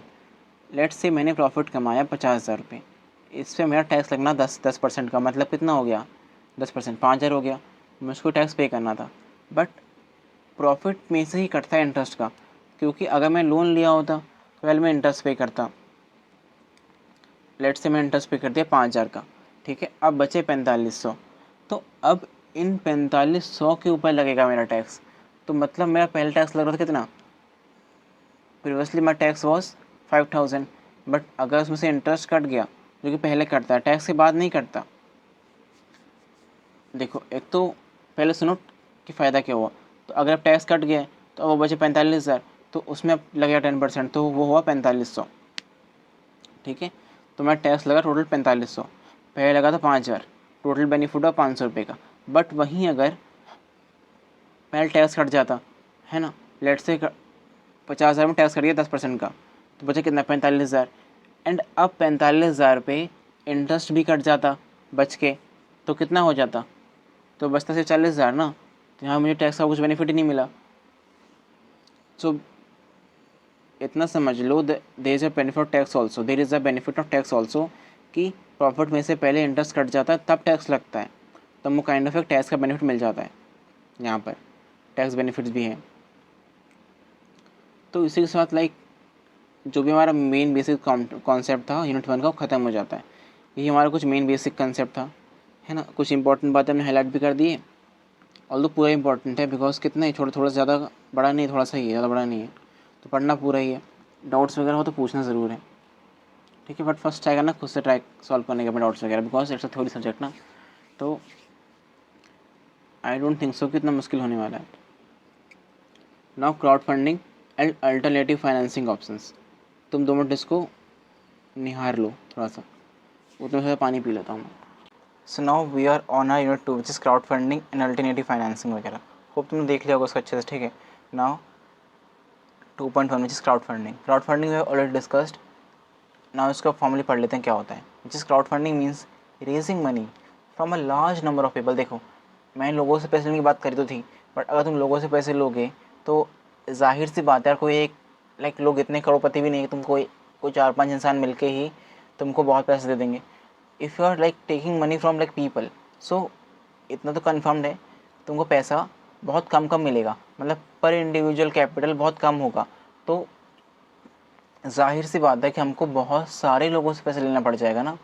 डेट्स यहाँ पे लिखा हुआ है, डेट्स यहाँ पे लिखा है large number of people. Crowd funding means, और देखो यहाँ पर नाम भी है क्राउड, मतलब क्राउड ना, भीड़ बेसिकली, है ना, means raising from a large number of people through online platforms. अब ऑनलाइन हो गया, ठीक है, अभी ऑनलाइन हो गया है, लाइक कीटो वगैरह प्लेटफॉर्म्स हो गए, पहले ऑफलाइन हुआ करता था, अब ऑनलाइन हो गया। Each person contribute small amount, type of donation, type of crowd funding. पहला डोनेशन बेस्ड, पीपल ने बिना कुछ एक्सपेक्ट किए तुमको पैसे दे दिया, विदाउट एक्सपेक्टिंग एनीथिंग, उन्होंने तुमको पैसे दे दिया कि कुछ भी हमको नहीं चाहिए। ऐसा तब होता है जब लोग, जब भी तुम्हारा बिजनेस सोशल कॉज के लिए होता है ना, कि तुम कुछ समाज सेवा करने जा रहे हो, तो देयर आर चांसेस कि लोग तुमसे कुछ भी रिटर्न में एक्सपेक्ट ना करें। नाउ रिवॉर्ड बेस्ड, इसमें कुछ ना कुछ वो रिवॉर्ड एक्सपेक्ट करते हैं तुमसे, जैसे कुछ भी गिफ्ट वगैरह हो गया, कुछ भी, like contributors receive some rewards like early access or a product sample etc. And now equity based, simple सी बात है, इक्विटी मांगते हैं, investors get share in the startup. Debt based, people lend, बाद में वापस ले लेंगे वो तुमसे with interest. Crowd funding platforms usually is done through online platforms that help connect founders with supporters. These platforms allow businesses to present ideas, collect contributions and manage campaigns and all. Best practices of best practices in crowdfunding. Examples में लिख सकते हो, कीटो India लिख सकते हो, और दो चार और है वो लिख सकते हो, सर्च कर लेना गूगल पे basically. Best practices in crowd funding, tell clear story, है ना, झूठ नहीं बोलना है, define the purpose clearly, set realistic target amount, show trust and transparency, some videos and visuals, offer attractive rewards if needed, promote on social media, because सब कुछ आजकल social चल रहा है, सो should use social media as well, right? Keep backers update regularly. Basically people को रखो, की बैकर्स अपडेटेड रेगुलरली, बैकर्स में जो सपोर्ट करते हैं उनको रेगुलरली अपडेट देते रहो। Advantages of crowd funding, easy access to many small investors. Basically वही कहानी है कि लोग तुम्हारा प्रमोट करेंगे, मार्केटर बन जाते हैं लोग, है ना, वही लिखा हुआ है, क्योंकि इन्वेस्टर तो वो पक्का इंटरेस्ट दिखाएगा तुम्हारे बिजनेस में, एंड बहुत सारे लोग हो गए ना इंटरेस्ट दिखाने वाले। सिंपल सी बात है, useful for validation of idea. अगर इतने सारे लोग तुम पर टेस्ट कर रहे हैं तो जाहिर सी बात है कुछ तो बात होगी ना, कुछ तो बात आप में ऐसी होगी ही ना। This kind of creates publicity suitable for creative and social projects, may not require traditional collateral etcetera. ठीक है, limitations, success is not guaranteed, वो तो कहीं नहीं होती। प्रमोशन एफर्ट्स इज हाई, ज़्यादा प्रमोट करना पड़ता है, लोगों को ट्रस्ट वगैरह गेन करना पड़ता है, प्लेटफॉर्म फ़ी वगैरह पे करनी पड़ती है, कीटो वगैरह की फ़ी होती है ना, फ्री में ना काम कर रहे हैं वो। वर्क्स बेस्ट फॉर अट्रैक्टिव और सिंपल आइडियाज़, ज़्यादा कॉम्प्लेक्स ना हो, बिकॉज देखो आम पब्लिक को समझा रहे हो तुम, आम पब्लिक जानती हो कितनी घोचू होती, उनको समझा रहे हो, तो सिंपल होना चाहिए idea. May not suit complex businesses, घोचू इन द सेंस यार, अगर अच्छी हो तो इंडिया डेवलप्ड होता है, नॉर्मल सी बात है, डेवलप्ड होता। सो P2P सिंपली मीन्स है लैंडिंग, देखो लोगों से पैसे लेना डायरेक्टली ऑनलाइन प्लेटफॉर्म्स के ज़रिए, इसमें कुछ भी इन्वॉल्व नहीं होता बैंक वगैरह, ऐसे लिखा है ना। P2P lending means individuals lend money to borrowers through online platforms without, लोग विदाउट मिस करते थे बार बार, without involving a traditional bank as the main lender. Features, online platforms connect leader, जो होता है basically features, faster than traditional process, useful for small entrepreneurs etcetera, easier access to credit, advantage है basically इसका, faster processing, alternative to an alternative to banks करने का साथ छोड़ दिया, तो we can rely on this. Limitations, higher risk for lenders, simple सी बात है क्योंकि सब कुछ ऑनलाइन बेस्ड हो रहा है ना, तो बहुत दिमाग लगाना पड़ता है। Then still risk is very high, interest में भी high, not suitable for all businesses, सब पर सूटेबल नहीं, स्मॉल के लिए तो है बट लार्ज बिजनेस वगैरह के लिए सूटेबल नहीं, उतना सफ़र करना पड़ सकता है। Now micro financing provide small loans and financial services to people और small businesses that can not access regular bank credit. छोटे लोगों को बैंक वगैरह नहीं देते हैं क्रेडिट वगैरह, हाथ खड़े कर देते हैं कि तुम बस कुछ है नहीं कोलेटरल वगैरह, तुमको क्यों दें हम। तो वहीं पर आता है माइक्रो फाइनेंसिंग का role, its importance. Small support small entrepreneurs, self help groups, rural banks, like helps self help groups और rural businesses. Self help group मतलब होता है ना, जैसे गांव में आजकल लोगों ने क्या किया ना, मिलजुल के, है ना, गांव में कि लोग मिलजुल के रहते हैं, उन्होंने डिसाइड करा गांव गांव में कि चलो हम सब मिलके जमा करते हैं पैसे, ठीक है, हम सब ना हर दिन कुछ कुछ रुपए डालते रहेंगे इसके अंदर, जितना भी हमसे हो पाए। और फिर अचानक से किसी को ज़रूरत पड़ गई तो वो सारे पैसे इसमें से, लाइक कोई गुल्लक मान लो, उसमें से निकाल लेगा, है ना, ऐसा जितनी ज़रूरत होगी। तो ऐसा सबकी हेल्प होते रहेगी। It's kind of insurance you can से। ये पूरा सिस्टम चलता है भरोसे के ऊपर। जिनमें लोगों ने ग्रुप बन गए वो आपस में खुद की हेल्प कर लेते हैं। इसमें भी असम्पशन नहीं है कि एक ही बार में सब लोग बीमार नहीं पड़ जाएंगे, ठीक है। That we call self help group. Encourage financial inclusion. Encourages financial inclusion, देखो इट सिंपली मीन्स कि सबको इकोनॉमी में पार्टिसिपेट करने, लाइक सबको इकोनॉमी में पार्टिसिपेट करने का पूरा हक होना चाहिए। सबके पास प्रॉपर रिसोर्सेज वगैरह होने चाहिए, फाइनेंशियल रिसोर्सेज वगैरह। ऐसा नहीं कोई बंदा गरीब रह गया है तो इकोनॉमी में कुछ कॉन्ट्रीब्यूट नहीं कर पा रहा, ऐसा नहीं होना चाहिए ना। तो इंकरेजेस फाइनेंशियल इंक्लूजन, कि सब लोग अच्छे से कॉन्ट्रीब्यूट वगैरह कर पाएँ, सबके पास एक्सेस वगैरह हो रिसोर्सेज का, फाइनेंशियल रिसोर्सेज का। Social stock exchange. और social stock exchange platform where social enterprises and non-profit organizations can raise fund from investors who want social impact. Basically वो इन्वेस्टर्स वगैरह से पैसे ले लेना जो लोग चाहते हैं कुछ करना, समाज का भला वगैरह करना जो चाहते हैं, ठीक है। सपोर्ट सोशल एंटरप्राइजेज, जो समाज का भला करना चाहती हैं। अट्रैक्ट इम्पैक्ट इन्वेस्टर, जो वो इन्वेस्टर जो लोग चाहते हैं कुछ इम्पैक्ट वगैरह आए इस देश में, जिनके पास बहुत सारा फालतू का पैसा पड़ा हुआ है। प्रमोट, आलतू फालतू पैसे नहीं कहना चाहिए मुझे, बट आजकल देखो इंडिया में कुछ आता है नहीं ग्रोथ वगैरह करना, एंड कर भी रहे हैं ना ग्रोथ वगैरह, तो वो अपने मेन कैपिटल से कर नहीं रहे हैं, जो पैसों में एक्स्ट्रा बचा उन्हीं से करते हैं। Dates why I said this. Otherwise you should write बस ओनली कि हाँ जो वो इन्वेस्टर जो इम्पैक्ट चाहते हैं, एंड कुछ नहीं। Promote transparency and social value. Strategic partnership. Strategic partnership business collaboration, like जैसे जॉइंट वेंचर टाइप का होता है, कि मान लो किसी के पास एक्सपर्टीज़ है, किसी के पास पैसा है, तो वो दोनों पूल कर ले। वेयर टू और मोर फर्म्स, हाँ खाली दो लोग नहीं, दो से ज़्यादा भी हो सकते हैं, work together for mutual benefits share resources, lower risk, access to marketer, technology sharing, credibility improvement etcetera.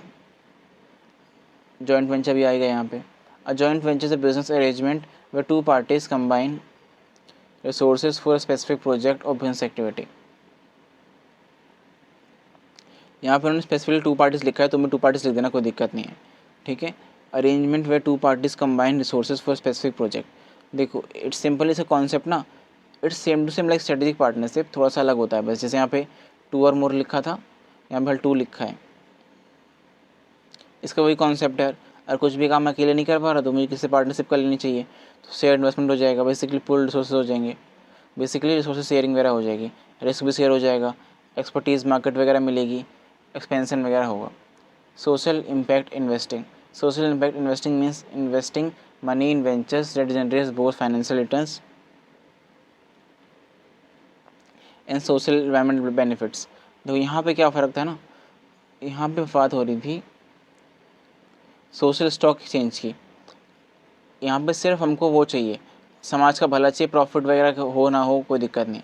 But when I am talking about social impact investing, इसके बीच में डिफरेंस देखो, इसके बीच में डिफरेंस आ सकता है।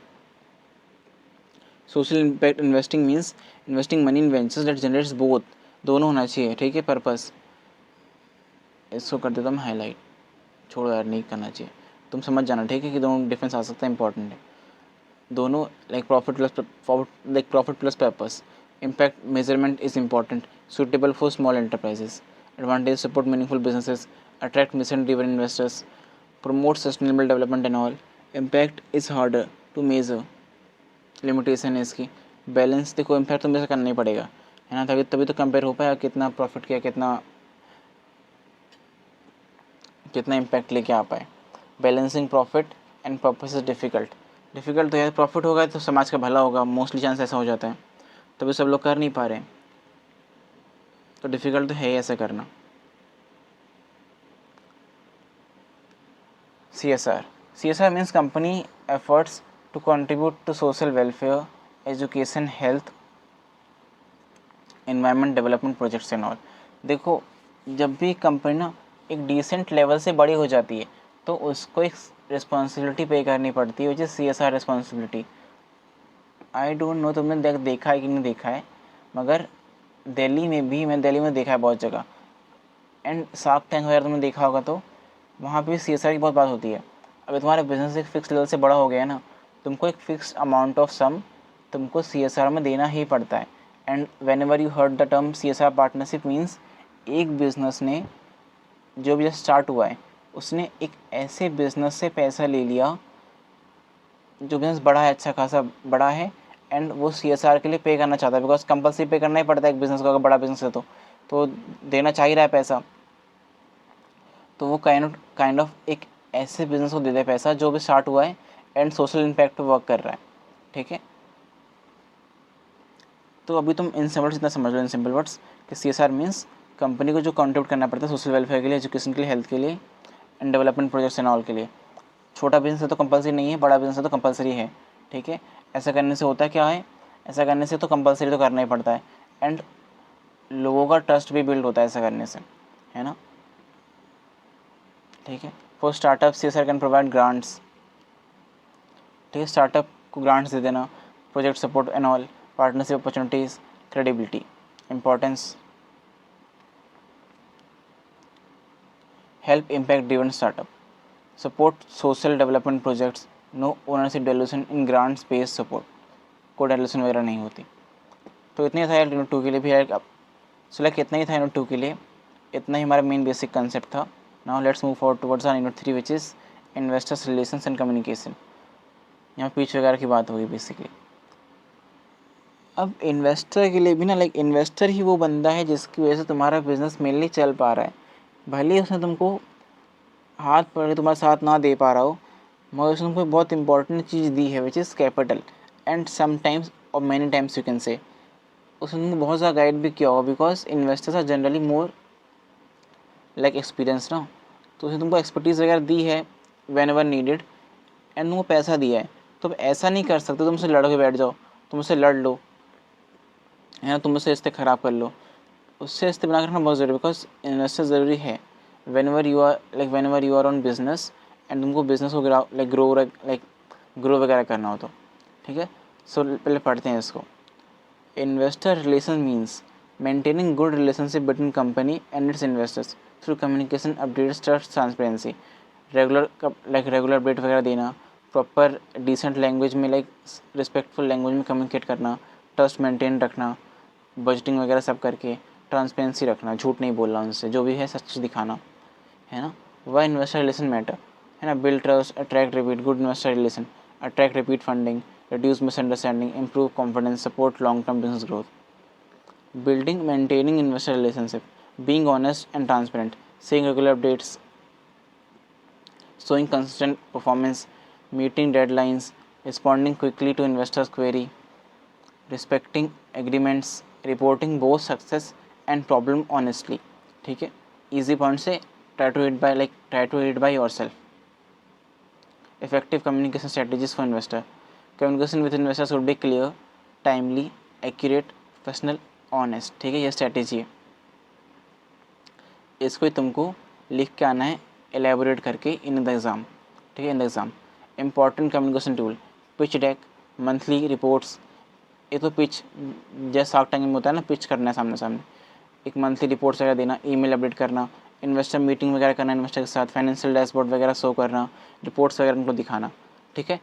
एक तो बेसिकली रिटर्न डॉक्यूमेंट देना, एक अपफ्रंट पिच करना, एक ऑनलाइन मीटिंग्स करना, ठीक है, in simple words you can say. Reporting financial performance and progress, investor want to know, अब इन्वेस्टर को क्या रिपोर्ट करना है।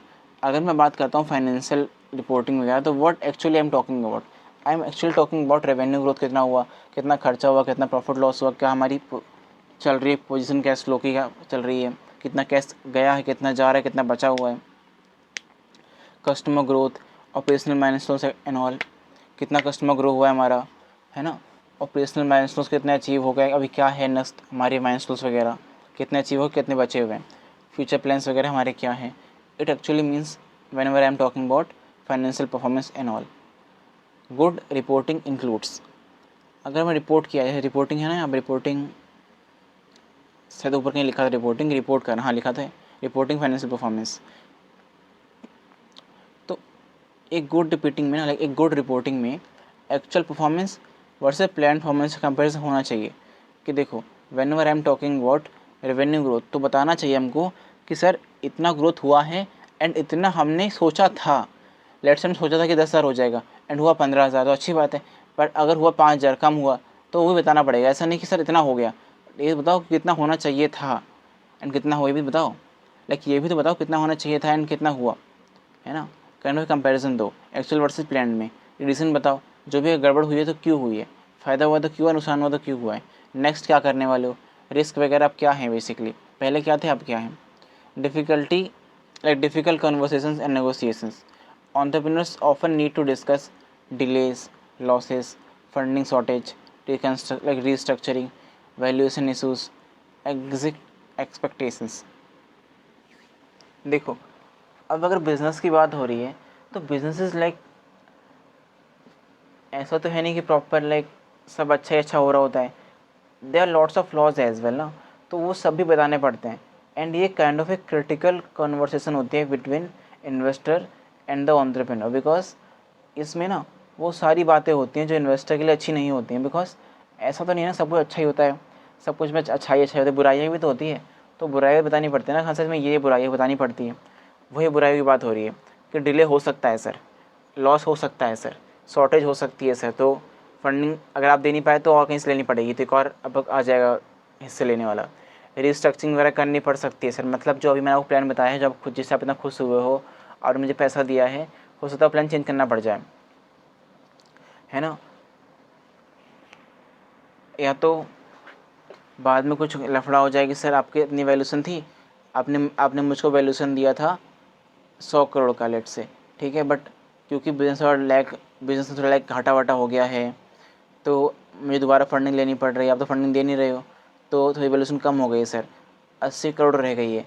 तो गुस्सा हो जाएगा, नहीं 80 करोड़ मत दो मत दो, वो तो मना करेगा वरना उसके लॉस हो जाएगा. बट करना पड़ेगा एंटरप्रेन्योर को. तो ये इशूज़ वगैरह हो सकते हैं. एग्जिट एक्सपेक्टेशंस क्या है sir, to be frank if I say, आपने मुझको 1 करोड़ रुपये दिया, ठीक है, 10% के बदले. सर अगर आप 2 साल के अंदर निकल जाओ, 2-3 साल के अंदर अंदर, तो आपको ज़्यादा कुछ खास फ़ायदा नहीं होगा, है ना, ये सच बात है सर.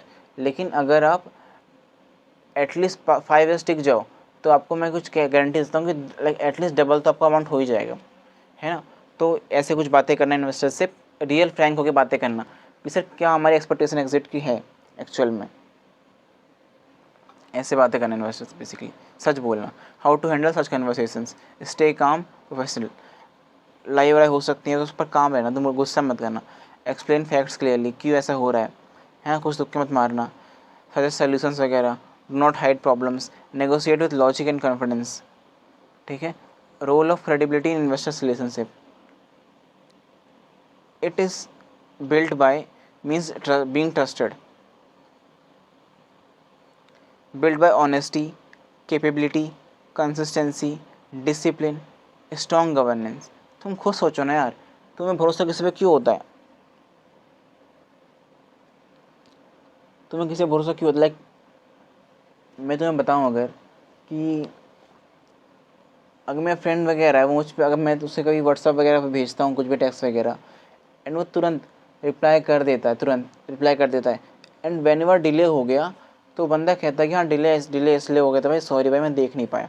तो भरोसा होगा ना कि हाँ ये सच्चा दोस्त है यार, ये तो मेरा रिप्लाई कर देता है. Instead of that comparison to जो सिर्फ कहता है कि हाँ मैं दोस्त हूँ, तेरा दोस्त हूँ, एंड रिप्लाई के टाइम पे बहाने बना देता है, मेरा फ़ोन चार्ज वगैरह हो रहा था,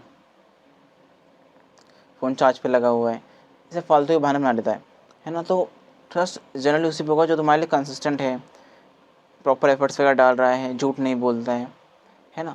तुमने कुछ खाना बनाया और कोई तुम्हें झूठ बोल रहा है बहुत अच्छा बना है, बहुत अच्छा बना है, तो गलत बात है ना.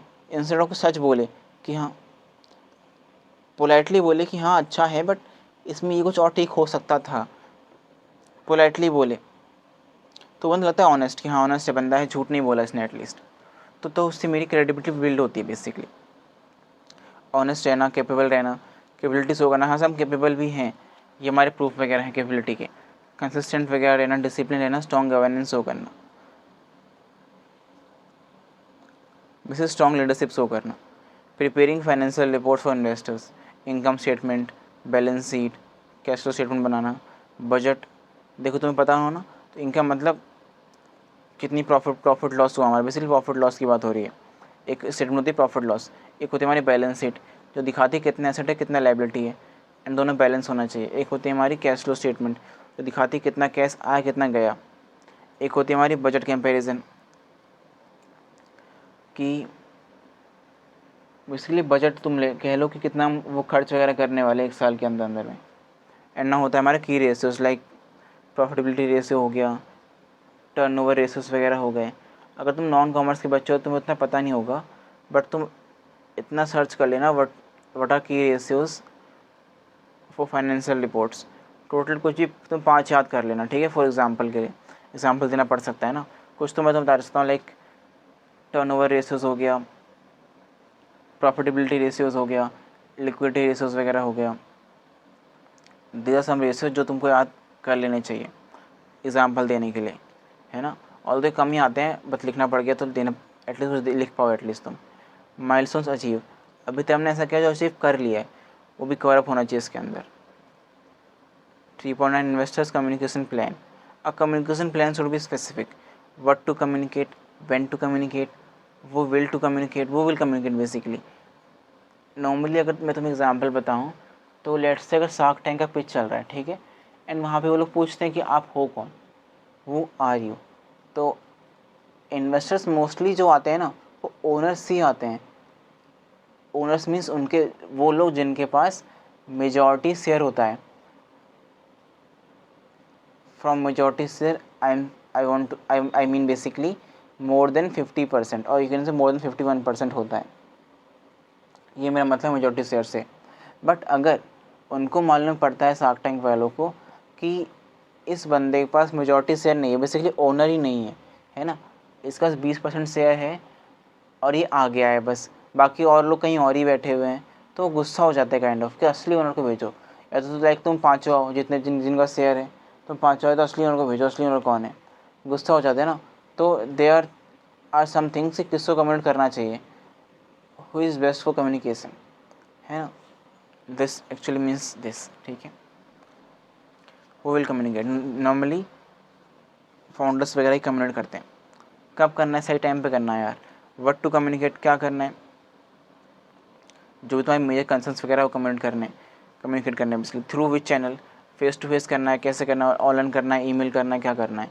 Often, how often updates are sent, ये सब डिस्कस करना। Negotiation with investors, shark tank वगैरह देखा करो यार, ठीक है। इसके लिए बताता हूँ कि सर बहुत नेगोशिएशन चल रही है, बहुत चलती है कि सर आप लोन, अगर वो लाइक एक पिच का एग्जांपल तुमको दूँ तो उसमें बंदे ने पिच की थी तो उसका ऑफ़र मिला था लाइक 1 करोड़ में मिला था for 20% and plus rest 1 crore का मिला था लोन, वो भी 10% इंटरेस्ट के ऊपर लोन मिला, ठीक है। उनको उसको मिला था लोन, एक आया था पिच करने तो उसको 1 करोड़ मिला 20% के बदले, आई गेस 20 ही कहा था मैंने पहले, एंड 1 करोड़ मिला उसको loan as a loan at 10% interest rate. तो उसने भी नेगोशिएट किया, वो बंदा ही पक्का मारवाड़ी था। उसने क्या नेगोशिएट, नहीं सर आप एक काम करो 1.5 लाख लाइक 1 करोड़ 50 लाख के बदले दे दो, लाइक ले लो 20% इक्विटी एंड 50 लाख लोन ले लेता हूँ मैं। तो ऐसे नेगोशिएट करके मान गए वो लोग बात। ऐसा करने से उसकी वैल्यूएशन भी मेंटेन रही एंड उसको प्रॉपर फंडिंग भी मिल गई। तो वैल्यूएशन में नेगोशिएट करना, परसेंटेज में नेगोशिएट करना, राइट्स में नेगोशिएट करना, अमाउंट में नेगोशिएट करना, एग्जिट टर्म्स में नेगोशिएट करना कि किस तरह से एग्जिट होगी, उसकी कंडीशन वगैरह होगी। कंट्रोल राइट्स में कि हाँ आपका इतना कंट्रोल रहेगा, इतना मेरा रहेगा, इन सब में नेगोशिएट करना ही पड़ता है यार, ठीक है।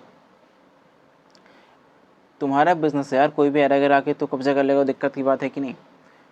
तो तुम्हारा बिजनेस रहा कहाँ फिर, तुम्हारा मोटिवेशन डाउन हो जाएगा, तुम्हारे बिजनेस पर किसी ने कब्जा कर लिया अगर, तुम्हारा मोरल बचेगा ही नहीं, मोटिवेशन बचेगा ही नहीं, तो क्या चलाओगे तुम बिजनेस, खाक चलाओगे बिजनेस फिर तुम, है ना। Good negotiation requires proper preparation चाहिए होती है, दम चाहिए होता है बेसिकली बंदे में, है ना। जैसे अगर एग्जाम्पल एक और दूँ, तो अगर मुझे लेने जाने कपड़े वगैरह, तो लेके जाता हूँ मम्मी जी को, क्योंकि मेरे से नहीं हो पाता भाई, मेरे से तो नहीं हो पाता। ऐसे में लड़ लेता हूँ कभी भी कहीं पे कैसे भी, लड़ने को रेडी रहता हूँ हमेशा में, खून नहीं ज़्यादा नहीं बोलना चाहिए, ठीक है। बट जैसे अगर नेगोशिएशन की बात आ गई तो फिर मुझसे नहीं हो पाता। तो हाँ, I always take my mom with me when I am like buying clothes and all, ताकि नेगोशिएशन वगैरह पक्की से हो पाए, है ना। तो उसके लिए चाहिए होती है प्रिपरेशन वगैरह, क्लैरिटी चाहिए होती है कि हाँ मेरे को क्लैरिटी है कि मेरा जो वैल्यूएशन है होना चाहिए इतना, इसके बाहर नहीं होना चाहिए, इससे कम नहीं होना चाहिए, बिल्कुल भी क्लैरिटी है मेरे दिमाग में बिल्कुल। क्यों है, क्योंकि मेरा सेल्स वगैरह इतनी इसके हिसाब से इतनी होनी ही चाहिए। तो अब मेरे में कॉन्फिडेंस आ जाएगा कि हाँ, clarity leads to confidence, clarity तो कॉन्फिडेंस है। अब इन्वेस्टर भाड़ में जाए, देगा पैसे, नहीं देगा नहीं देगा, बट मैं भी अब कॉम्प्रोमाइज़ नहीं करूँगा। Understanding the value of business, अपनी वैल्यू समझना, खुद की वैल्यू समझना, खुद की बिजनेस की वैल्यू समझना, है ना। Willingness to find a win win solution. जैसे मैंने तुम्हें एग्जांपल दिया मारवाड़ी का, है कि नहीं, कि दोनों का भला हो, दोनों का फ़ायदा, ऐसा ना हो खाली मेरा फ़ायदा हो, खाली मेरा नुकसान हो, लाइक खाली इन्वेस्टर का फ़ायदा हो, दोनों का फ़ायदा होना चाहिए। Now last unit which is financial management and budgeting. So तो देखो इसको, उतना ज़्यादा पानी पी के आता हूँ मैं, पानी पीना ज़रूरी है यार, ठीक है। Now our fourth and the last unit which is financial management and budgeting. So नाम से क्या समझ में आ रहा है, नाम से सोचो पहले क्या समझ में आ रहा है। फाइनेंस को मैनेज करना एंड बजटिंग वगैरह करना, इतना तुमको नाम से समझ में आ गया, है ना। अब आगे पढ़ लेते हैं। Financial management means planning, organising, controlling, monitoring financial resource. देखो बिजनेस स्टडीज तो बस होती है यार, ठीक है। अब ये मत बोलना कि हमने पहले साइंस लिया था फिर कॉमर्स में शिफ्ट किया था। स्टडीज़ में कितना बड़ा, like POSDC, planning organising, like staffing, controlling, directing, तो वो तो थोड़ा उससे सिमिलर ही है। देखो POC तो है यहाँ पर, प्लानिंग ऑर्गेनाइजिंग कंट्रोलिंग तो है ही है, तो इसका याद कर लो तुम। Like wait let me make one for you. Monitoring में ना एक ब्रैकेट डाल दो यहाँ पर लिख दो POCM, planning organising controlling management, monitoring, basically managing monitoring, planning organising like controlling and monitoring, क्या financial resources of business. Objective of financial management क्यों करते हैं तुम बताओ, छोड़ो तुम तुक्का मारो, क्यों करते हैं फाइनेंशियल मैनेजमेंट, क्यों, चलो मैं तुक्का मारता हूँ, मैंने नहीं पढ़ा, मैं तुक्का मारता हूँ। एक तो मेरे दिमाग में आ रहा है कि हाँ मैनेजमेंट करने से हमारे लाइक फाइनेंसेस वगैरह अच्छे खासे मेंटेन रहेंगे, लॉसेस वगैरह कम होंगे, या फिर हम ऑलवेज लाइक ये मेक श्योर कर पाएंगे कि जब भी हमें नीड हो फाइनेंसेस की, तो वो हमारे पास हो, है ना। इतना मेक श्योर कर पाएंगे कि whenever we need financial funds and all, तो हमारे पास होने चाहिए। एक तो ये बेनिफिट, लाइक एक तो ये हमारा ऑब्जेक्टिव हो सकता है, और कुछ भी फ्यूचर लॉसेस वगैरह को अवॉइड करना, ये एक हमारा ऑब्जेक्टिव हो सकता है बेसिकली। ये दो मैं सोच पाया, एंड दो तुम सोचो, एंड देन देखने वाले। देखो proper use, liquidity, risk and return, ये वाला पॉइंट तो मैंने सोच लिया था, तुम कितने सोच पाए। Ensure proper use of funds, maximise value, जो भी हमारे फंड्स हों वो वेस्ट ना हो जाए, बस अच्छे से यूज़ हो, प्रॉपरली यूटिलाइज हो, वही उसी से निकल के आता है मैक्सिमाइज वैल्यू, कि जो भी रिसोर्सेज है ना वो एकदम मैक्सिमम वैल्यू पे यूज़ हो पाएँ, कुछ मतलब उनसे हम प्रॉपर जिस्ट निकाल पाएँ। ऐसा नहीं है लाइक देखा नहीं तुम गन्ने जूस वाले को, कैसे गन्ने जूस डाल रहा है बाबर, घुसा हुआ है, निकाले जा रहा है, कि एक भी बूंद में बच ना जाए, मैक्सिमम वैल्यू को वो लाइक एक्सट्रैक्ट कर पाए, है ना। This it means maintain liquidity and all, कि how fast a business is converting their assets into cash. समझ लो ऐसे, बेसिकली यहाँ पे एसेट मीन्स स्टॉक वगैरह, कि कितने जल्दी एक बिजनेस कैश बना पा रहा है, दिस वी कॉल लिक्विडिटी। इतना समझ जाओ, उतना ही बहुत है बेसिकली। कंट्रोल कॉस्ट, खर्चे कंट्रोल में रहे, सपोर्ट ग्रोथ बनी रहे, बेसिकली ग्रोथ सपोर्ट में रहे, है ना। ये सब सही करोगे तो ग्रोथ ऑटोमेटिक सपोर्ट हो जाएगी बेसिकली। अगर तुम ये सब सही करोगे तो ऑटोमेटिकली ग्रोथ वगैरह सपोर्ट हो जाएगी। रिस्क वगैरह बैलेंस करना, रिटर्न वगैरह बैलेंस करना। Equity financing, equity financing means raising money by selling ownership shares. देखो मैंने सब कुछ ऑलरेडी डिस्कस कर लिया इक्विटी के बारे में, है ना। अब बस मैं ऊपर से बताने जा रहा हूँ। सोर्सेज क्या हो सकते हैं, सीड फंड। इक्विटी बेसिकली यहाँ मतलब है कि इन चीज़ों के बदले तुम इक्विटी दे सकते हो, है ना। उनके पास अलग नाम लिखे हैं, बेसिकली सिंपल मतलब होता है कि हमने शेयर दिया, पैसा मिला। अब उस पैसे के नाम अलग अलग हो सकते हैं। मे बी वो सीड फंड हो सकता है, मे बी वो एंजल इन्वेस्टर्स हो सकते हैं, मे बी वो वेंचर कैपिटलिस्ट हो सकते हैं, मे बी वो प्राइवेट इक्विटी हो सकती है, कुछ प्राइवेट लोगों ने दी हो, फाउंडर खुद की इक्विटी हो सकती है, ठीक है। मेनली सबसे इंपॉर्टेंट हमारे लिए यहाँ पर है एंजल और वेंचर, ठीक है। दो सबसे मेन इंपॉर्टेंट है, angel venture. Let me highlight this, ठीक है। एडवांटेजेस, नो पेमेंट, लाइक देना नहीं पड़ता पैसा, ठीक है। वो मालिक बन के आ रहा है ना, तो मालिक होता है, मालिक को पैसा क्यों देना पड़ेगा, मालिक तो पैसा देता है उल्टा, ठीक है। तो उनको हमें पैसा वापस नहीं करना पड़ता। प्रेशर नहीं है, नहीं करना पड़ता, बट अगर एंड में सब कुछ बच बिजनेस मान लो बंद कर रहे हो तुम, एंड अगर एंड में सब कुछ करने के बाद भी पैसा बच गया तो उसका करोगे क्या तुम, तो वो दे देना तुम, पर कोई प्रेशर नहीं है। यूज़फुल फॉर स्टार्टअप्स, क्यों स्टार्टअप पे, तो देखो स्टार्टअप पे होता नहीं कुछ कोलेटरल वगैरह, ना कुछ होता है प्लान वगैरह, ना कोलेटरल है, ना कुछ ज़्यादा उनको दिखाने के कुछ है उनके पास, है ना। तो बेचारे क्या करें, तो सबसे अच्छा है कि वो 10-15% दे दे अपने बिजनेस का, इससे वो ओनर भी रहेंगे एंड उनको अच्छा खासा पैसा मिल जाएगा to start their business and run it like successfully. सोचो तुम्हारे पास अगर 100 शेयर हैं, उनकी वैल्यू 1000 रुपये है, एंड तुमने अगर दे दिए 15%, लाइक अगर तुमने दे दिए उसमें से 15% शेयर, उसके बदले तुमको कुछ पैसा मिला, उसने बिजनेस ग्रो वगैरह करा, एंड अब ऐसा करके तुम्हारे उन्हीं शेयर्स की वैल्यू 10,000 हो गई, एंड तुम्हारे पास, इसमें 15 बोला था ना, तुम्हारे पास लाइक लेट से 85% है, तो ऑटोमेटिकली तुम्हारे पास 88,500 हो गया ना, लाइक ऑटोमेटिकली तुम्हारे पास हो गया 8,500। तो पहले 1000 रुपये से बेहतर ही नहीं, बहुत ज़्यादा। 8,500 भले शेयर कम हो गया, बट उसका अमाउंट, उसका लाइक वैल्यू ज़्यादा हो गई ना। तो ऐसे तुम फ़ायदा कमा सकते हो, जो समझ में आया होगा। हेल्प शेयर रिस्क भी बढ़ जाता है इन्वेस्टर के बीच में, इन्वेस्टर में गिव गाइडेंस वगैरह मिल जाती है, जो मैंने पहले बात करी थी। Ownership dilution, loss of control कम हो जाता है, प्रॉफिट शेयर करना पड़ता है, प्रेशर फ्रॉम इन्वेस्टर्स वगैरह बहुत ज़्यादा बढ़ जाता है कभी कभार। सीड फंड में तो कुछ ऐसा नहीं होता, लाइक वो नहीं होता सीड फंड में, कंट्रोल डाइल्यूशन वगैरह नहीं होता, ज़्यादा वो कंट्रोल नहीं करते, ज़्यादा हिंड्रेंस पैदा नहीं करते वो लोग। सीड फंड बहुत बार नाम सुन रखा होगा हमने, सीड कैपिटल, सीड फंड, जो आइडिया के बेसिस से मिलता है। चलो पढ़ लेते हैं। ये initial capital use to develop an idea into business model, use for product development, prototype creation, market research, early hiring, pilot testing.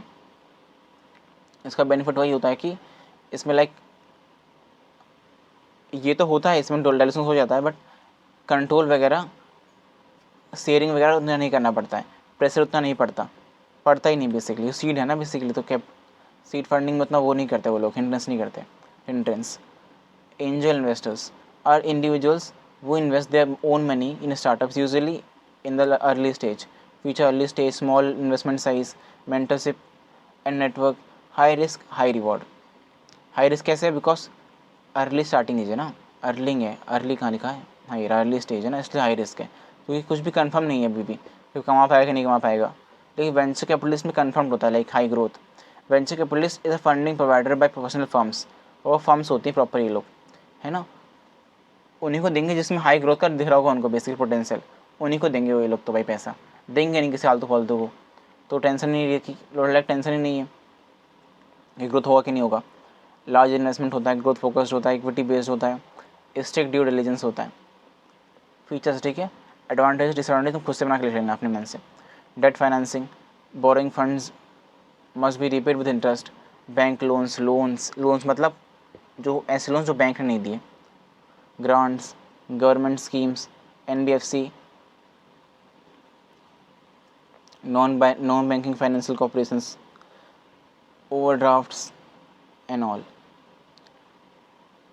Grants तो यहाँ पे नहीं होना चाहिए, पता है, वैसे ग्रांट्स तो दोबारा पे नहीं करना पड़ता है। डेट तो यहाँ पे तुम ब्रैकेट में लिख देना which we need to repay.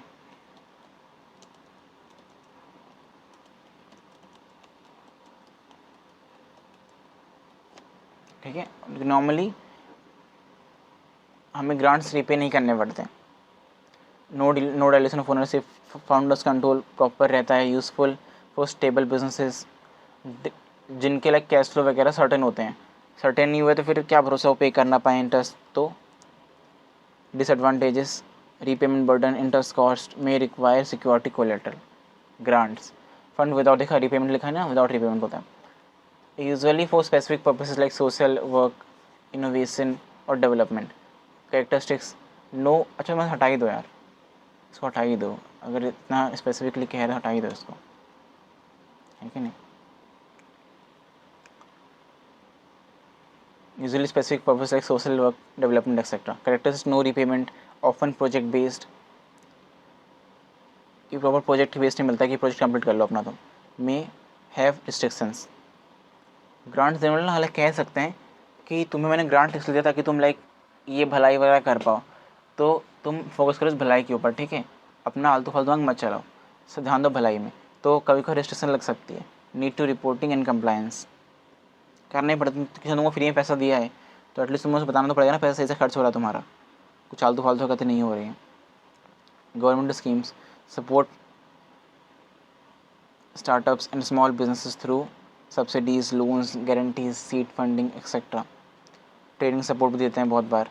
अभी योजना वगैरह आते रहती है, जैसे अभी एक योजना आई थी विच इज़ कि सिखा रहे थे गवर्नमेंट सिलाई वगैरह काम वगैरह सिखा रही थी, उसके बदले सीखने के बाद तुमको दे रही थी 15,000 रुपये भी, जिसमें अपना कुछ का काम लाइक जिससे तुम खुद का काम शुरू कर पाओ मशीन वगैरह लेके। तो स्कीम्स वगैरह गवर्नमेंट देते रहती है ना, ट्रेनिंग वगैरह गवर्नमेंट देते रहती है फ्री में। बस द थिंग इज़ तुम्हें पता होना चाहिए उसके बारे में, तुमको रहना चाहिए अपडेटेड। वही क्योंकि रूरल एरियाज़ में जो गरीब होते हैं लोग, वो लोग बेचारे अपडेटेड नहीं रह पाते, बिकॉज हमारा जो मीडिया है वो तो घोचू है, इतना गवार मीडिया है हमारा, इतना गवार है पूछो मत तुम, ठीक है। तो इसलिए बेचारे बहुत सारे लोग इससे रह जाते हैं वंचित, समझ रहे हो, जिनको एक्चुअल नीड होती है। Monitoring and controlling, this means checking where money is spent and ensuring it is within budget. Importance, ये उसका लास्ट स्टेप है बेसिकली फाइनेंशियल मैनेजमेंट का, फाइनेंस मैनेजमेंट का बेसिकली। हमने बाकी तो देख ही लिए है ना। लास्ट स्टेप में हम थे मॉनिटरिंग एंड कंट्रोलिंग पे, विच इज़ पहला इंपॉर्टेंस। करना ही क्यों है, क्यों करना, ताकि हम ओवर स्पेंडिंग ना कर दें, कंट्रोल वगैरह मेंटेन रहे, कोई ज़्यादा वेस्ट वगैरह ना हो जाए हमसे, सपोर्ट कर पाएँ प्रॉफिट वगैरह को, प्रॉफिट प्लानिंग वगैरह को सपोर्ट कर पाएँ। मेथड्स, बजटिंग बनाना, अप्रूवल्स, मेथड्स, बजट बनाना बेसिकली। अप्रूवल्स मीन्स कई बार ना लाइक जब भी मान लो ओनर हो गए बहुत सारे, तो we take approvals through voting system कि हमें क्या करना चाहिए क्या नहीं करना चाहिए। It's also a method. Variance analysis करना,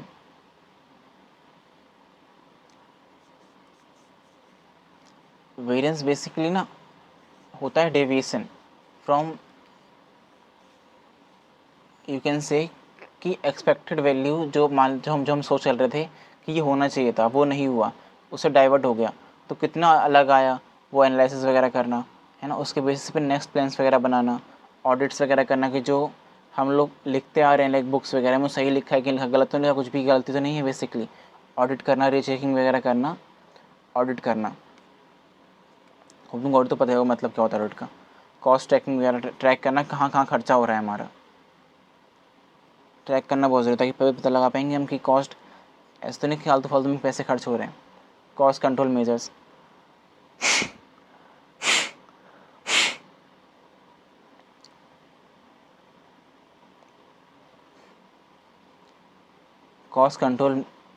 cost control means basically keeping expenses with in reasonable limits, reduce wastage, negotiate better prices, control overheads. Overheads मतलब होता है हमारा एक्सपेंसेस, ठीक है। ओवरहेड्स का ही मॉडर्न नेम हो गया है हमारा एक्सपेंसेस, ठीक है। कंट्रोल करना एक्सपेंसेस को, use resources efficiently, avoid unnecessary spending. तो पॉइंट्स रिपीट हो रहे हैं बहुत बार, ठीक है। देख के समझ में आ रहा है हमको। रेशियोज देखो, हाँ ये रेशियोज थे ना, profitability ratios, liquidity ratios, turnover ratios, return on investment etcetera. Financial performance analysis means studying whether the business is financially healthy or not. Important tools: profit ratios, liquidity ratios, turnover ratios, and ROI, and also break-even analysis. कि कब तक हम अपना cost recover कर लेंगे। Benchmarking, benchmarking basically means होता है इसका कि हमने एक सेट कर दिया बेंचमार्क, लेट्स से कि हमारा साल में इतना प्रॉफिट होना चाहिए था, इतना खर्चा होना चाहिए था, अगर कम ज़्यादा हुआ तो पता करना कि कम ज़्यादा क्यों हुआ है। Benchmarking means comparing your business performance with industry standards. हाँ, अगर खुद के सेट करना स्टैंडर्ड तो इंडस्ट्री सेट करना, जैसे मैंने भी जो एग्जांपल दिया था खुद के लिए दिया था कि प्रॉफिट वगैरह सेट करना कि हाँ इतना होता आ रहा था। बट लेट्स से इंडस्ट्री हमारी मान लो फर्नीचर इंडस्ट्री है, फर्नीचर इंडस्ट्री में जितना हमारा स्केल है, जिस हिसाब से हम काम करते हैं, उस हिसाब से एक बिज़नेस का स्टैंडर्ड सेट है कि एक साल में 1200 रुपये होना चाहिए प्रॉफिट, ठीक है। तो हमारा अगर 1200 से कम हुआ है या फिर ज़्यादा हुआ तो पता करना क्यों हुआ है ऐसा। टिपिकल इंडस्ट्री स्टैंडर्ड्स, ठीक है। और कंपटीटर्स भी लिख सकते हो, हाँ, और कंपटीटर्स कि यार सामने राजू का बिजनेस है, राजू का बिजनेस में तो बहुत पैसा आ रहा है, मेरे में तो कम आ रहा है, ऐसा क्यों हो रहा है, पता करना।